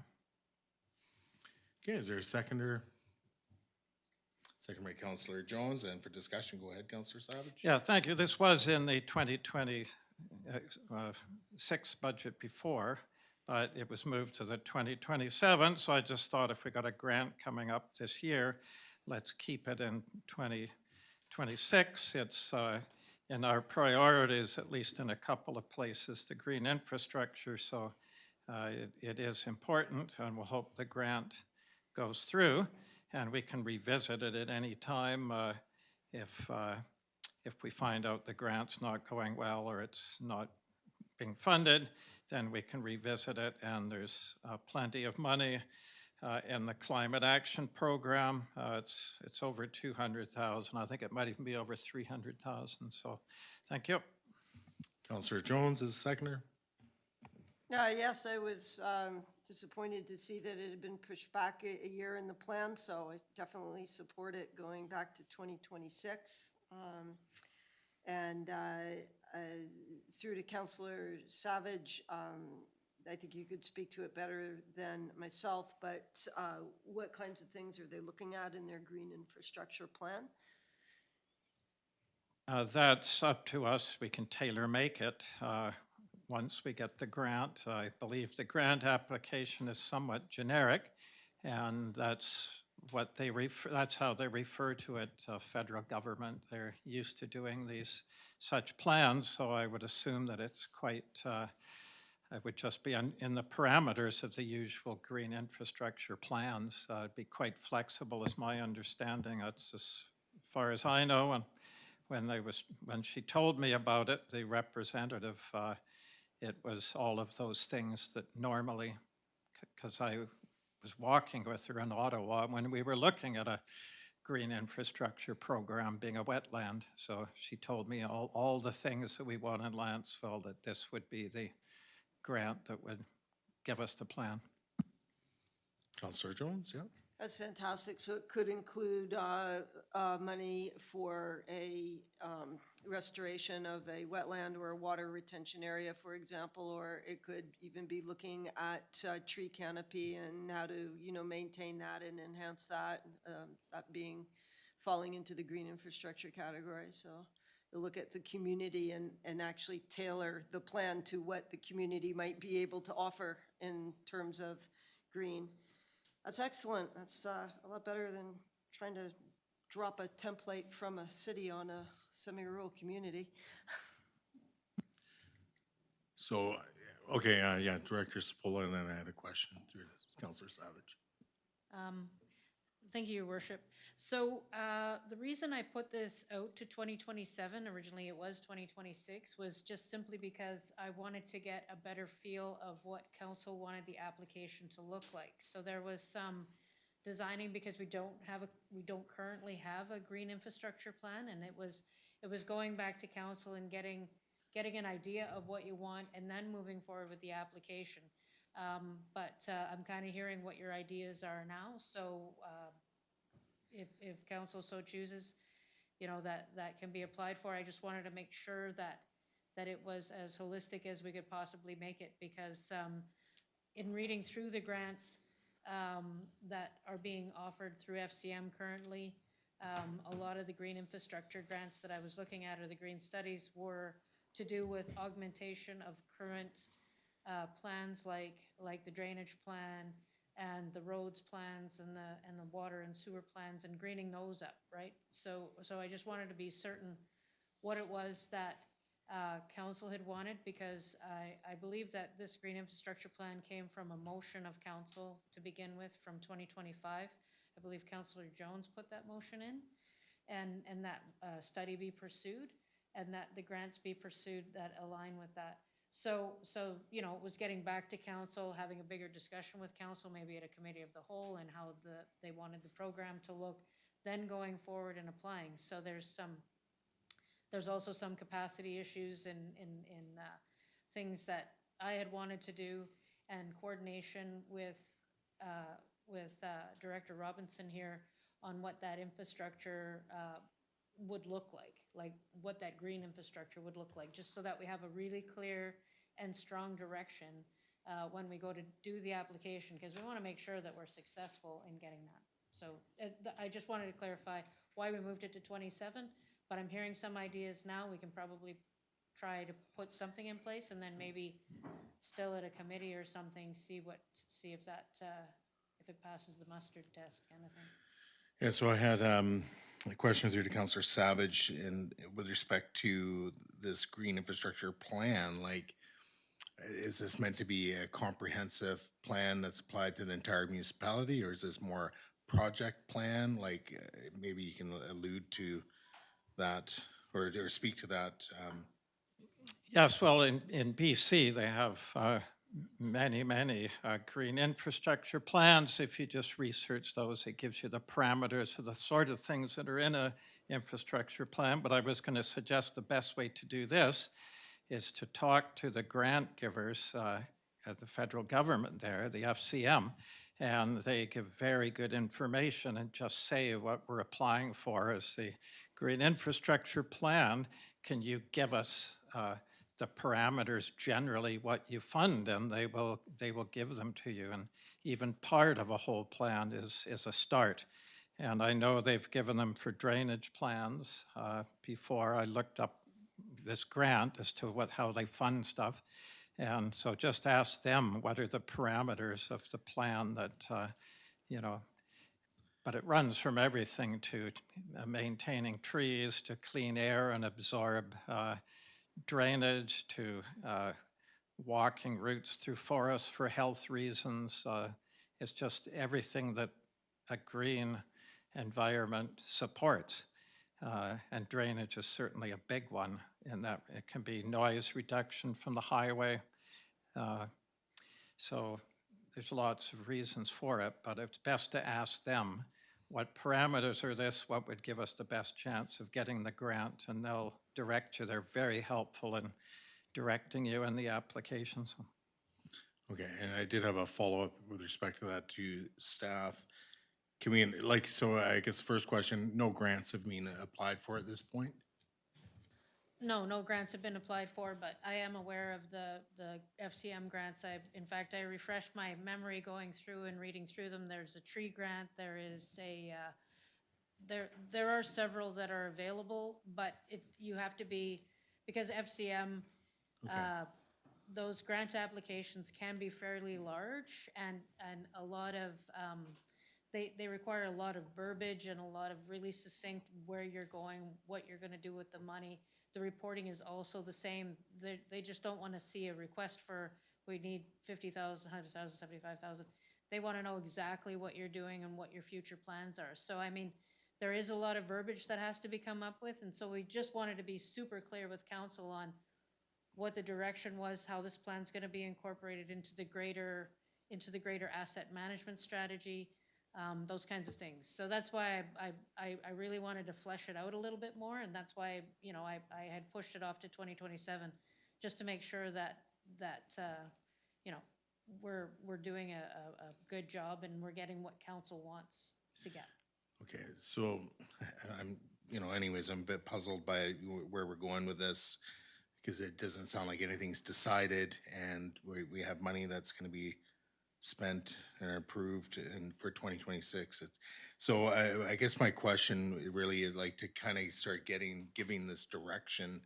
Because right now it sounds like we're a couple committee of the wholes away from deciding what to do with respect to this green infrastructure plan. What does it mean? So my question through to staff has to do with, would this be eligible to use for as part of our asset management program? Could we not apply and with the intent that we want to bring in our natural assets and green assets and so forth into our overall asset management plan and have that partially funded through this program? Looking at the studies that we've spoken about today, the drainage study update from 2007, I can contact a grant advisor, as Councillor Savage has directed, and I can go through that, and if they say that application can be submitted for those purposes, then I'll bring it back and let you guys know. As you mentioned, that's how these grants are usually given out. They're incorporated to these larger plans, community plans that we typically have, like the water infrastructure, sewer, drainage / stormwater, those kinds of things, so. Okay, and lastly, and it's just the only part I'm not totally sure on is whether or not we'd want to allocate any of the local government climate action program monies towards this. And you know, use that for potentially other,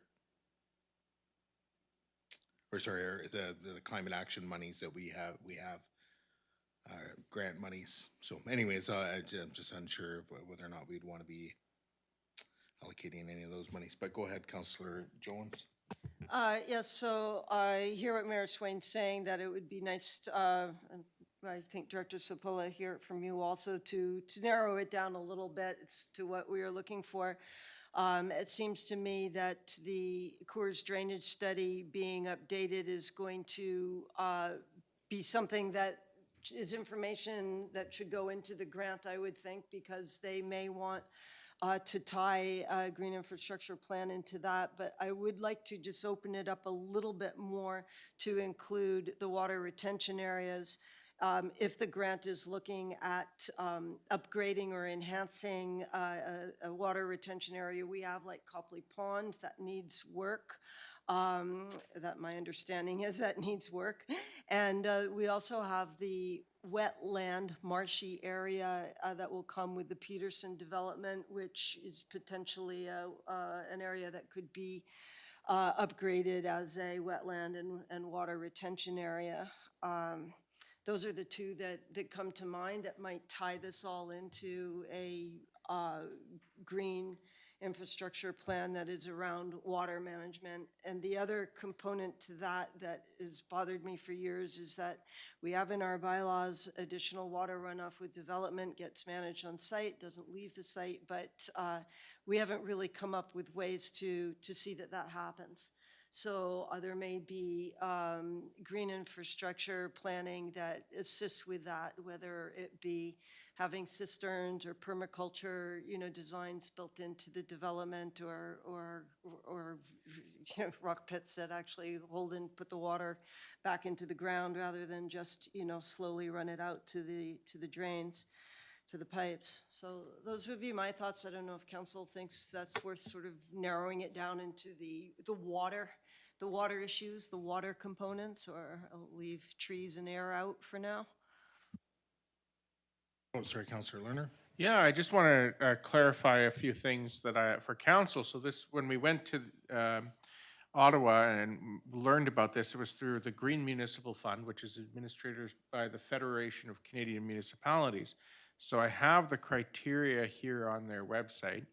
The fund is a maximum of 70,000, which is what's listed here is grant of 70,000 in the motion, so that's perfect, but they cover up to 80% of eligible costs. So that still means out of that 20, if we get the 70,000, we would have to cover 20% somewhere else. So I think my guess, and I don't want to speak for the mover, but my guess is that's where the climate action program funding might come in, is that the extra $5,000 or whatever we need, or 10,000 to cover that 20% would come out of there potentially, but they only cover 80%. The other thing to note is what they are expecting as the output from this fund. They allow a municipality that's smaller in population of 50,000 to apply for two things in two separate applications. The first is a feasibility study, which is what this would be, because you have to do the feasibility study first. So the first is a feasibility study of a climate adaptation project that improves municipal readiness for climate events. So in other words, the first grant of 70,000 would be for us to do a feasibility study on a specific project. So we would have to, as a council, determine what that project is. It could be, for example, restoring a wetland. And we would do a feasibility study on that. It could be something else. And then it says the second grant you can apply for is to implement the project. And it's another 70,000. So my recommendation is to put this in, to pass this motion as a placeholder in the budget, because that way we know that we're considering it. And then sometime between now and when we approve the budget, or it could even be before we apply for the grant, we have a committee of the whole to discuss this and determine exactly what we want to apply for. I will note that the grant's not open yet. Last year, it was between July and October, and all it says right now is that they're going to announce the next funding details in spring 2026. So at this point, we have lots of time. So I recommend passing this motion and then having a committee of the whole where we actually determine what we want to proceed with. Okay, anything further? Councillor Savage? What is the name of the grant you were reading from? I could have gotten this wrong, but it's an Adaptation in Action Feasibility Study Grant. Yes, that's the one. Okay, thank you. All right, well then, yeah, again, nothing's really gonna happen, so, at this point, so anyways, I'll just, at best, it's just a placeholder, so I will move to call in a question. All those in favor and opposed, that's carried unanimously. All right, so, excuse me, that takes us on to N, so go ahead, Councillor Savage. That line item 8D 10001, District of Lantzville Office Expansion, $125,000. I believe that was changed, but we'll find that out. Be approved pending council approval of the renovation layout proposal and pending assurance from staff such renovations will not impede or delay the completion of council's outstanding projects and motions. Okay, do we have a seconder to this? Seconded by Councillor Lerner. Councillor Savage? Yeah, this is a great idea. I hope we learn whose idea this is. It's very inexpensive. I think the revised one was a little higher, 250 to 300, I think it was. So. I put it at 275, and that includes, I was trying to go low end and include the architecture work that needs to get done. So it's 275 now, appears in the budget from the quotes we got. Okay, I'll revise that. And was this your idea, Director Savona? No, it was not. It was CAO Lasher. Oh, congratulations. Great idea. I like it because I know the expense of buildings and so on, and this is a very inexpensive way to do something that's been needed for some time. And I did look at the layout. It's great. It looks just fine. So at any rate, I put that impeding or completion of council's outstanding projects. Most of I just put that there because I'm hoping it's not so disruptive that it really impinges on staff time, and because I know what it's like when renovations are going on for such things as looking into the website, all that stuff. But I'm sure it'll be just fine. And just a quick question I had through chair to staff. Were there any thoughts to what could be done upstairs here? Because I noticed one of the things is a new kitchen downstairs, staff kitchen area.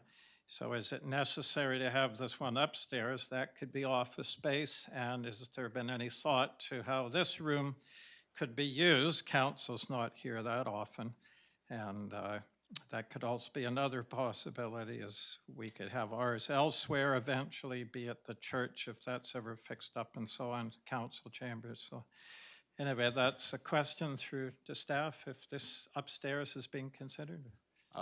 Through your worship to the councillor, so we tried to keep the renovation work as scoped as possible to limit the costs. And so really, if you look at it, what we're trying to do is get an extra 2 workstations out of the existing floor plate, as well as the basement behind at the rear of the building is very poorly utilized. I think we've got the Christmas tree in there and some other items.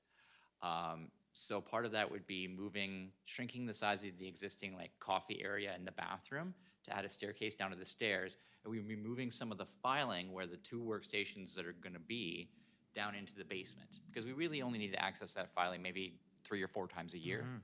So better use of the existing storage space we already have in the building and opening up 2 extra workspaces so that we're not so crowded on the main floor, and that our project manager actually has like a permanent office, because right now we're kind of bouncing him around a little bit when staff are away, or he's got works in public works sometimes. So it'd be very nice to have a permanent workstation for him. So we're trying to keep the renovations as scoped as possible in order to keep the cost down as possible, but still accomplish what we really need out of this existing space. Yeah, great. Yeah, so I've been down there. It's roomy. It's quite dark, so a window would be nice. Good. Well, thanks very much. I'll certainly support it. Thank you. Councillor Lerner? No, I fully support the motion. My only question then is, just to move to amend the motion on the floor to delete 125,000 and replace it with the 275 that's listed in the budget. Okay, I'll second that. And then for discussion, Councillor Lerner? Nope, nothing to add. Okay, I have nothing to add at this point. Councillor Jones and then Councillor Mundell. Yeah, I was just trying to find where it is in the agenda, but I thought when I went through the agenda, I saw 2 options. One was $25,000 to give the 2 new workstations that are desperately needed due to the numbers of people, working in the building. And the other option was the 200, and I thought it was 250, but I guess it's 275,000. Sorry, I don't have the page here. So for me, I'd be okay with the 25,000 for the 2 stations, but $275,000 right now, I'm not prepared to support that for this year. Perhaps next year. Okay, Councillor Mundell?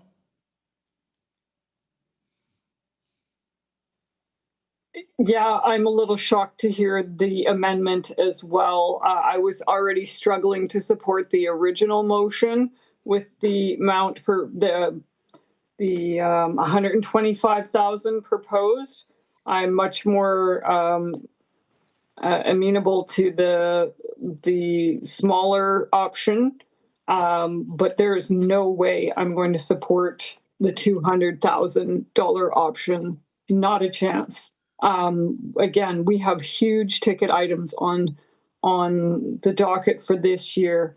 So I frankly think that's a bit absurd. But anyway, I'll just state that I will not be supporting $200,000 renovation at this point in time. Yeah, just as a point of information, Councillor Mundell, it's probably not helpful, but 275,000. So yeah, Yeah, Okay. yeah, Make up sure you're- over and above. And it would be really helpful if in our agendas, they used to have the page number that it was associated with. So I agree with Councillor Jones in that it's really difficult when you have this many page agenda to find the associated report and information when there's Yeah. no page number in the column. Yeah. So, yeah, and normally, you know, with respect to council motions, there should be an accompanying report, right? So I think that's what you're speaking to, is that? Right. Sorry, can somebody repeat the page? 435? 435. Thank you.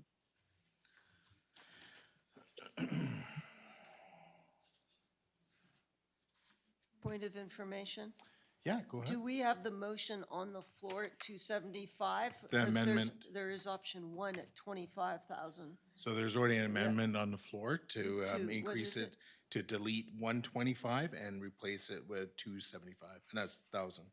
That's what I thought. So I'll just point out there is option 1 there as well at 25,000.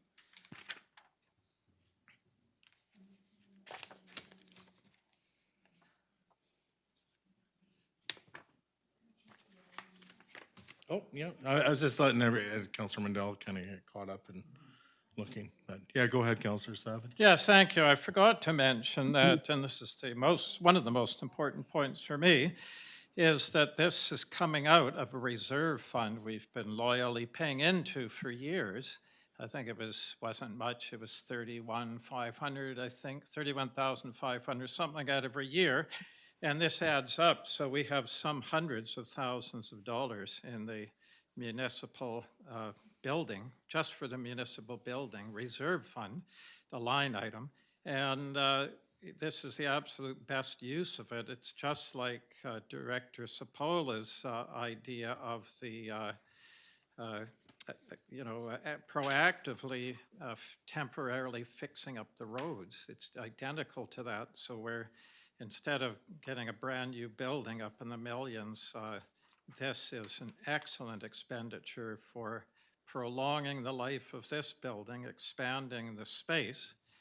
And it's just a phase, so maybe the next phase is bumping out more at the back and so on, but it's just great money well spent for prolonging the life of what would be a very expensive building to replace. That's the key. This is why we set aside these funds. So all we're doing is spending funds that we've set aside specifically for the municipal hall. And just so you know, the municipal hall and the other buildings are, I believe it's them that are all put into the capital reserve fund, is the new reserve fund that holds them. But previous to that, it was a separate reserve line item, and it still is a line item for funding just the municipal hall. So I just wanted to mention that the funds are already there for this building. Thank you. Yeah, I've got myself, and then I can go to you. Yeah. Yeah, I'm going to be further amending the motion on the floor, but I can support the 275. You know, we have all the information in the agenda package with the proposed layout and so forth. It's, you know, what I would describe as shovel ready. And we should basically be, if I could, and similar to a previous motion, do immediate release of funds so they can get this work underway. But I will address that after this amendment is done. So, and right now we're just debating the 275 versus, you know, and striking the 125. So go ahead, Councillor Jones. Thank you. Through the chair to Director Sapola, how much money is in the Municipal Hall Reserve Fund? And do we need to add that as the funding source for this? The Municipal Hall Reserve Fund was amalgamated into the General Capital Fund in 2024's year end and into 2025. I believe Council passed that in February. And I'm just going to look up the balance right now. And we did ask that it be possible for us to retain the line items for the Municipal Hall and the other when it was moved over, so that we would continue to know how much was earmarked for Municipal Hall. Even though it's been combined, there should be a number specifically for Municipal Hall there. I think, just if I may, just through to staff, I think, you know, if you can, you know, provide council with the historical balances before them, everything was amalgamated into one reserve. But in terms of earmarked, there was no, I don't think there was ever any savings goal that we were after for any of these particular items. But maybe staff can comment.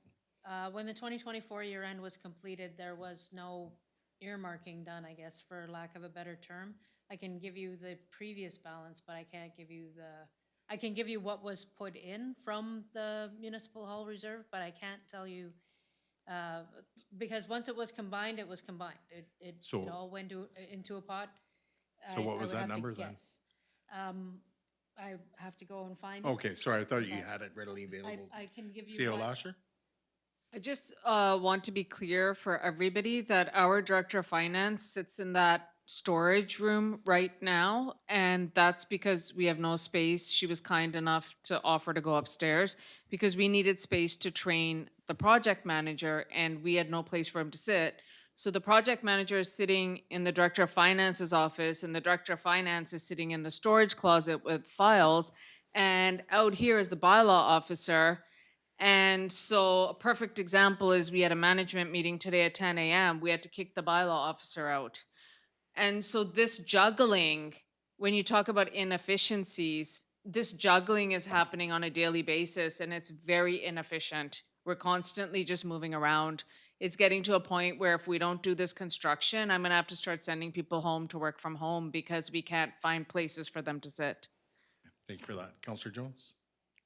Yes, thank you. So if that information through the chair to Director Sapola isn't readily available to you, I know that we do have it in our previous budgets. Okay. So currently, the general capital closing balance is 1.6 million. There were some withdrawals. I can tell you that in 2023, the ending balance of the municipal facilities life cycle was 1.9, but there were some withdrawals from it, and the closing balance in 2024 was 1.66.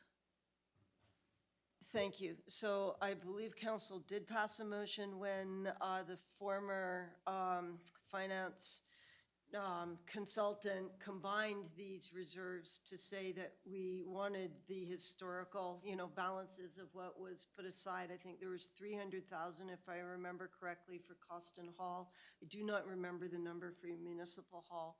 So I guess I would just ask if the history of this can be dug out a bit so we know specifically what was earmarked for the hall.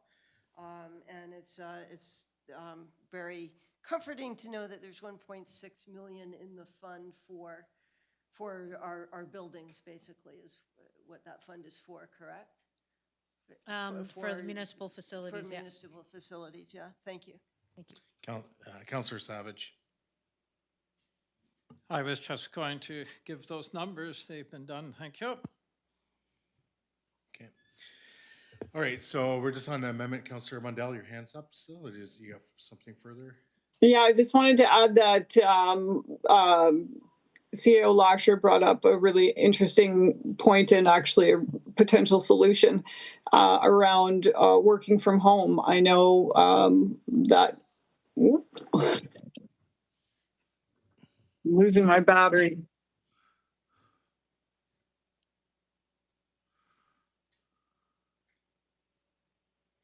Oh, am I back? Yeah, you're there. Yeah. My battery is dying. So yeah, I was just thinking that, especially for somebody like for instance, the bylaw officer, I'm not sure exactly. I'm again not necessarily our area to delve into too deeply, but why they couldn't work from home and having other folks work from home too seems like a viable option. It's definitely one that my organization employs. So if that's something that can maybe be considered to help offset the tight space. Okay, CEO Lasher. Yeah. So thank you, Councillor Mundell. We have forced a few people to work from home on certain days, and we're at our limit. There's a lot of institutional knowledge that has been lost over the years, so we kind of need to, as a management team, need to stick together as much as possible. We're constantly in each other's offices talking about different topics. So I think we've reached our limit on how many people can work from home in a given week on the management side. Okay. Don't think anybody had any hands up for the amendment motion, so I will move to calling the question. Again, this is just deleting 125 or 125,000, inserting 275,000. So I will move to calling the question. All those in favor and opposed? Noting Councilor Mandel's opposed, it carries. So we're back to the main motion as amended. So I have a further amendment to make. That after the word proposal, a period is inserted and the rest of the motion is struck. So after, so the words and, so to delete and pending assurance from staff that such renovations will not impede or delay the completion of council's outstanding projects and motions, period. So that's the amendment that I'm suggesting. Okay, due to lack of seconder, the amendment isn't, I guess, it isn't realized. Okay, so I'll just speak to the main motion as amended then. I think we're asking an impossible task of our staff. Right now, what we have to be asking ourselves as a council is if we approve this motion, what is now going to be dropping off staff's plate or their desk? We have to make room for this to happen. There is no way this is going to happen without it having some negative effect on the current motions, the many motions, and I think staff could probably speak to the many motions that are still outstanding and projects and so forth. Something's got to give. So we can approve all the money we want, but to actually, hold them to this standard, and again, I'll read it, will not impede or delay the completion of council's outstanding projects and motions. I'll ask staff, or I'll ask our CEO right now, will this impact the outstanding projects and motions? We'll have to create some contingencies as best as possible. For example, and I'm just throwing it out there, we might have to move upstairs for a while. We might have to, make some plan B. But I can tell you in my past, when we changed all the windows and it was winter and staff couldn't work in the office because all the windows were being changed, we did send a memo to the taxpayer saying, hey, on these dates, there will be less staff due to windows and it's winter and we can't all work in the office. So there was disruption, yes.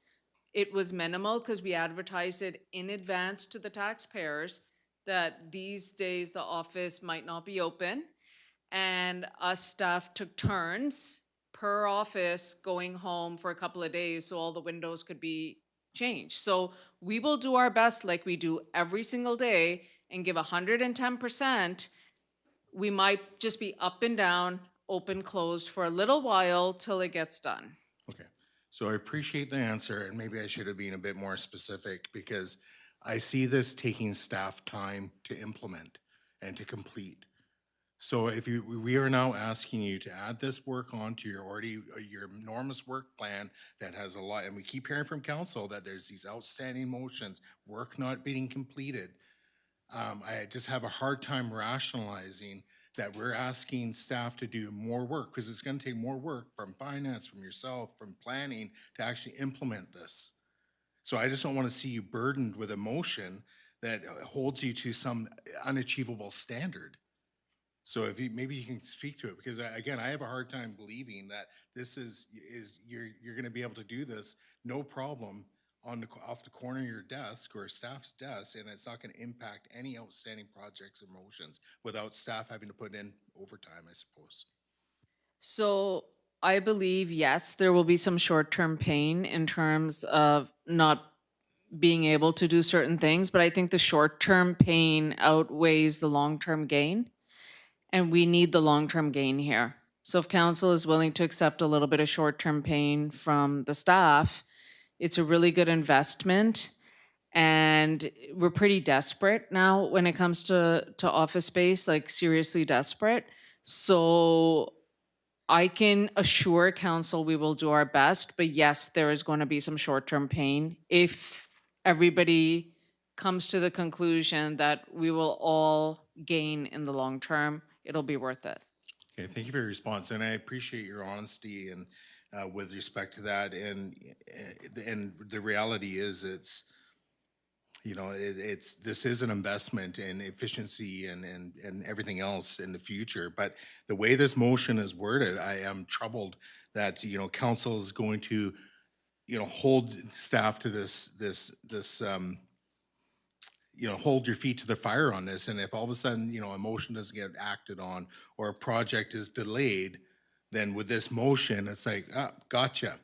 So, and that's troubling to me. So that's why I suggest the amendment, nobody bit. That's fine, I can move on. But I don't see or have any comfort in supporting a motion that holds our staff to such an unfair it puts you in just in an unfair position. Doesn't sit well with me. And for that reason, like it makes it very difficult to support it, even though I know you need the renovation. And I hope council understands this. We're holding them to we're putting them in an unfair position by passing this motion in the way it's worded. And I'll leave my remarks there. Councillor Savage. Yes, no, the intention of this, we just received the assurance, so it's a go with this, that's all. It was simply to, ensure that, that we do have these outstanding things and not to find out that a new project will come up at the end of our term and, oh, well, it was the renovations, so we couldn't get all these things done. And we've just got assurance, that's good enough for me, that they'll do their best to get them done. It was just simply a reminder, if you will, of priorities and so on. There's no unfair standards being imposed here. That's good enough for me. The assurance we just got. So it says pending assurance. We just got that assurance. So it doesn't say that anything else except pending assurance. We just got that assurance. It's good enough for me. So that was the point of having it there. So it's full steam ahead as far as I'm concerned, and a great idea. And I was the one that brought up how disruptive it can be, and good for them for putting up with the disruption and continuing working around it. So anyway, I'm satisfied, so it's full steam ahead. Yeah, so Councillor Savage and through the rest of the council, the assurance I heard is that staff is going to do their very best to minimize disruption. That is the assurance. You can me all you want. Like it as a point of order, please. What's your point of order, Councillor Savage? I'm debating. I completely disagree how you're characterizing my words. You've made your point. You're now repeating it. Can we please move on? And if any other council member has concerns, you've interrupted my fine. debate on this, Councillor Savage, and it's uncalled for. Well, I'm allowed to express an opinion at this table, just like I have to sit here and listen to you express your opinions and mischaracterize what is being said by staff. So I suggest just leave it there. It's just, I want to make sure that this is, if we're giving this motion, giving this direction, that there's no blowback on staff, and it states clearly in there. Well, again, it's clear as day. And I just want to have assurance that from council that it's not blowing back on staff. That's my opinion. Sorry you don't like it. Councillor Lerner. I think that we've received some assurance that they'll do their best, which is wonderful to me. I understand that there'll be some short-term pain, and that if it makes things more efficient in the long run, then I think it's worth it, because then our projects and motions will get completed as a district sooner. It was staff who brought forward the idea of doing this renovation, so I assume they wouldn't propose it if they didn't think they could accomplish it in the same year as the other project. So I certainly have no intention of any blowback on staff. I'm sure they're doing their absolute best, and I'm very pleased with what I've heard tonight. So I encourage that we proceed with the renovation. Okay, anything further from council? Okay, hearing nothing, I will move then to call into question. All those in favor and opposed? Noting Councilor Mundell is opposed, it carries. All right, so through to council is 9:07. What I suggest at this point is we suspend the rest of the agenda and move immediately in camera. I don't think there's any other merchant items on there. But we still have in camera, and I don't intend to stay past 9:30. It's already gonna be a 4.5 hour meeting at that point, and I do see people fading. Okay, so I'll just make the motion that we suspend the rest of the agenda. Yeah, go ahead. I'm in the process of making a motion though, right? So I'm proposing we amend the agenda, or sorry, to postpone the balance of the agenda and move in camera. Go ahead. Just won't. Just if possible, in the next few minutes, can you please give staff direction on the survey? We really need to get going on that. Like, we do need to get that out to the public as soon as possible. And that's Okay. 10E as in Edward. Yeah, okay, actually sorry, I wasn't actually complete with 10, and my apologies through to council. I did suggest that I was going to do a follow-up motion for the immediate release of funds, and I'm gonna make that motion.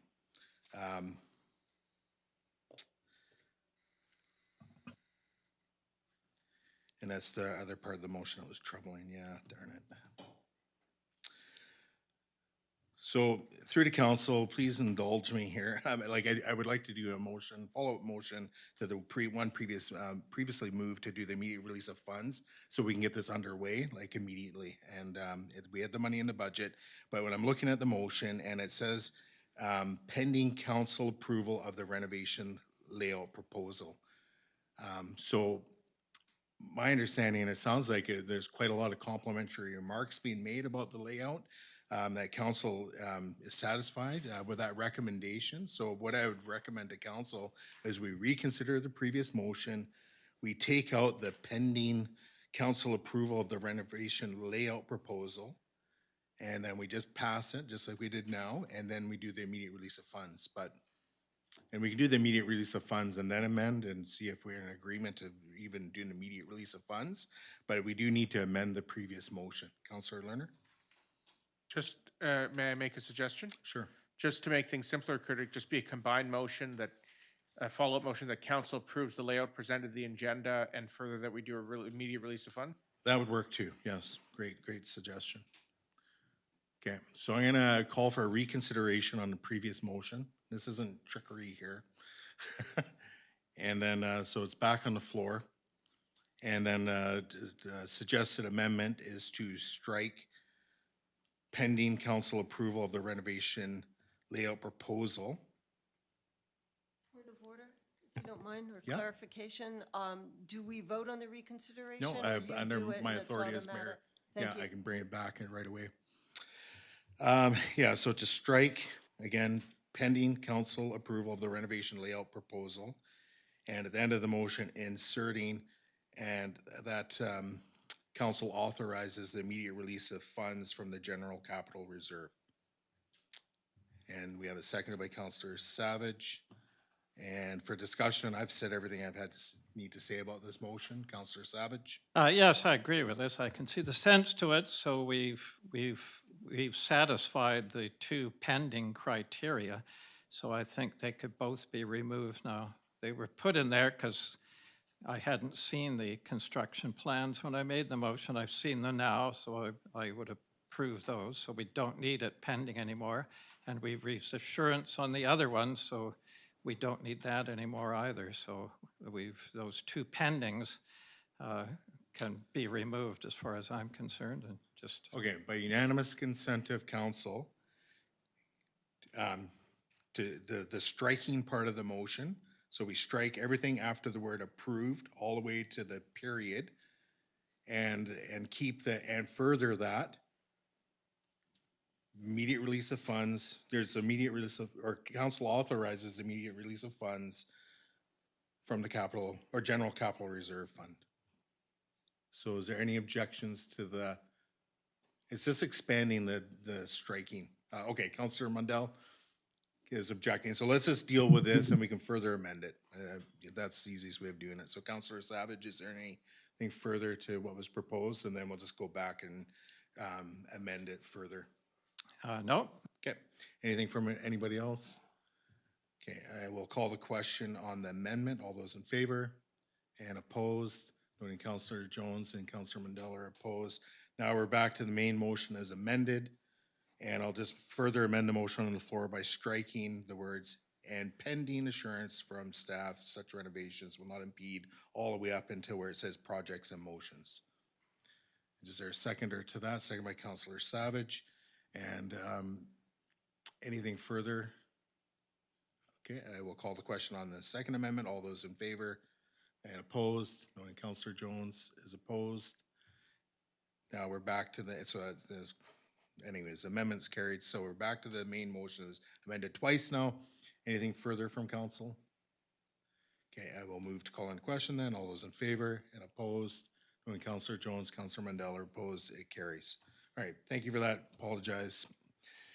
But at least it gets staff underway immediately. So, at this point, council, yes, there's, sorry, there was the direction about the, we're just running out of time. Yeah. Item 10E, we do need direction from staff to what to put in the survey, because we need to get that survey out for at least a few weeks. So if we can get that direction tonight, we can get working on that tomorrow. Well, the great thing is I think that naturally falls where we're supposed to be in the agenda anyways. Yeah. It does, actually. All right, so Counselor Jones? Yes, I won't be supporting this motion. I think doing a survey to ask residents what they want between 4 and 5% is like asking them if they want 10 coffees in a year or 30 coffees in a year.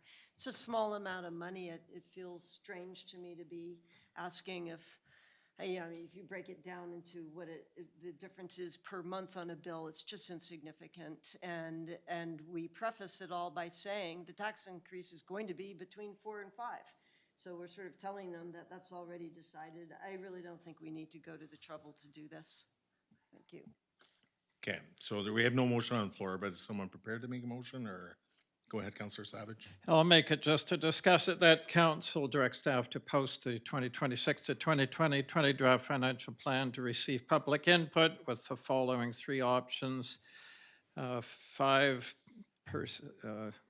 5% tax increase and 4.75% tax increase and 4% tax increase, with all the tax increase options to include a fee increase of 3% for the sewer utility and 5% fee increase for the water utility. Okay, is there a seconder? Second by Counselor Lerner. And then further discussion from the mover and then the seconder? Yes, no, I won't be supporting this either. I think it was a great idea last year. But this year, it's limiting ourselves to that yet is not a good idea for me, because we haven't yet funded the reserves, et cetera. So it's a little bit premature. However, I also agree that offering such a limited scope will be somewhat purposeless, because the options are so limited. It's just a tiny amounts of difference there that, and it's a tricky budget this year because of all these converging big expenses. We have no choice but to honor the, and I'm glad it happened, honor the QP wage increase. So right there, that'll be, we haven't received that number yet, but right there, that'll be a required tax increase. So I think it's best not to do this. I understand they want public input, so staff is welcome to post where we are so far, but I don't think it's a good idea to limit ourselves just yet, because we haven't dealt with some of the other issues just to find out where we're at for our final. We've got a target, but that's all it was, between 4 and 5%. Staff asked for a target. We didn't say it has to be that, it's just that's our target. And until we know all these other things, well, we won't have a definitive answer to what the increase is going to be. So I really wouldn't do this survey myself. Thank you. Okay, Counselor Lerner? Yes, just a couple things. So I think, I'm hoping we land somewhere between 4 and 5% because I don't think realistically we can do anything below 4 and still pay the bills. And I don't think I don't know if we're realistically going to do like a 10% increase or even an 8% increase. I just don't see us realistically committing to that. I don't think the taxpayers would like it. That's just my opinion. But I think we're legislatively required to get public input.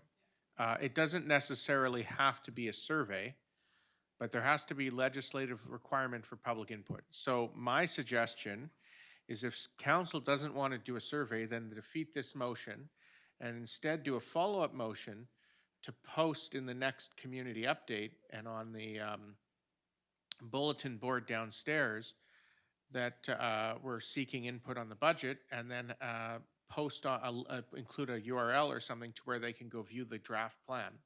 Because legally, we have to do some form of public input. It doesn't say survey, but it does say public input. All right, through to staff, yeah. That is correct. So what Councillor Lerner said is correct. The February update has gone out, so it would have to be the March update to get a feedback. So I do believe what Councillor Jones is saying is accurate, and Councillor Savage, that it is so minutia, like the detail, that it probably doesn't make any sense, but we do have to do a public sort of consultation here. Okay, and Director Spola? So when council passed a motion to say that the tax increase was going to be between 4 and 5%, that was what guidance we used to inform the survey, because we're no longer able to reintroduce the 6.5, which was the original motion that we'd brought forward. And those amounts are very slight between 4 and 5 because it's 33,000 is a percentage. So we know that that's going to be very slight, but that was the option that council gave us, and that's the guidance that we followed. And it doesn't make it wouldn't make any sense to do that, because council would then have to rescind their motion. Like, most people wouldn't vote for more of a tax increase if they didn't have more information on reserve transfers and those kinds of things. So I'm just speaking, most people wouldn't say, yeah, sure, I want to give you more money. But, you know, but it's the guidance that council provided that's important. It was between 4 and 5%, which is why we picked the 3 numbers that we picked, right? So we were really limited by council's motion. If council chooses to rescind that motion today, then it would make sense to go out with 6.5% as being another option. But we're limited by council's motion, is what Director Wells and I had discussed when we went with the survey numbers. So that's just some input from us. Okay, so we gotta get moving. So what I'd recommend to council is, you know, it sounds like there's an agreement here not to support this. And then we'll come back with a plan next time we gather. All right, so I'm gonna move to call in question. All those in favor and opposed? I'm opposed, and okay, it looks like we're unanimously opposed. Is that correct? Okay, good. So defeated. Moving on. Just a point of order? Yes. I think, did staff require the follow-up motion for the March update tonight, or can that wait until the next meeting? Next meeting.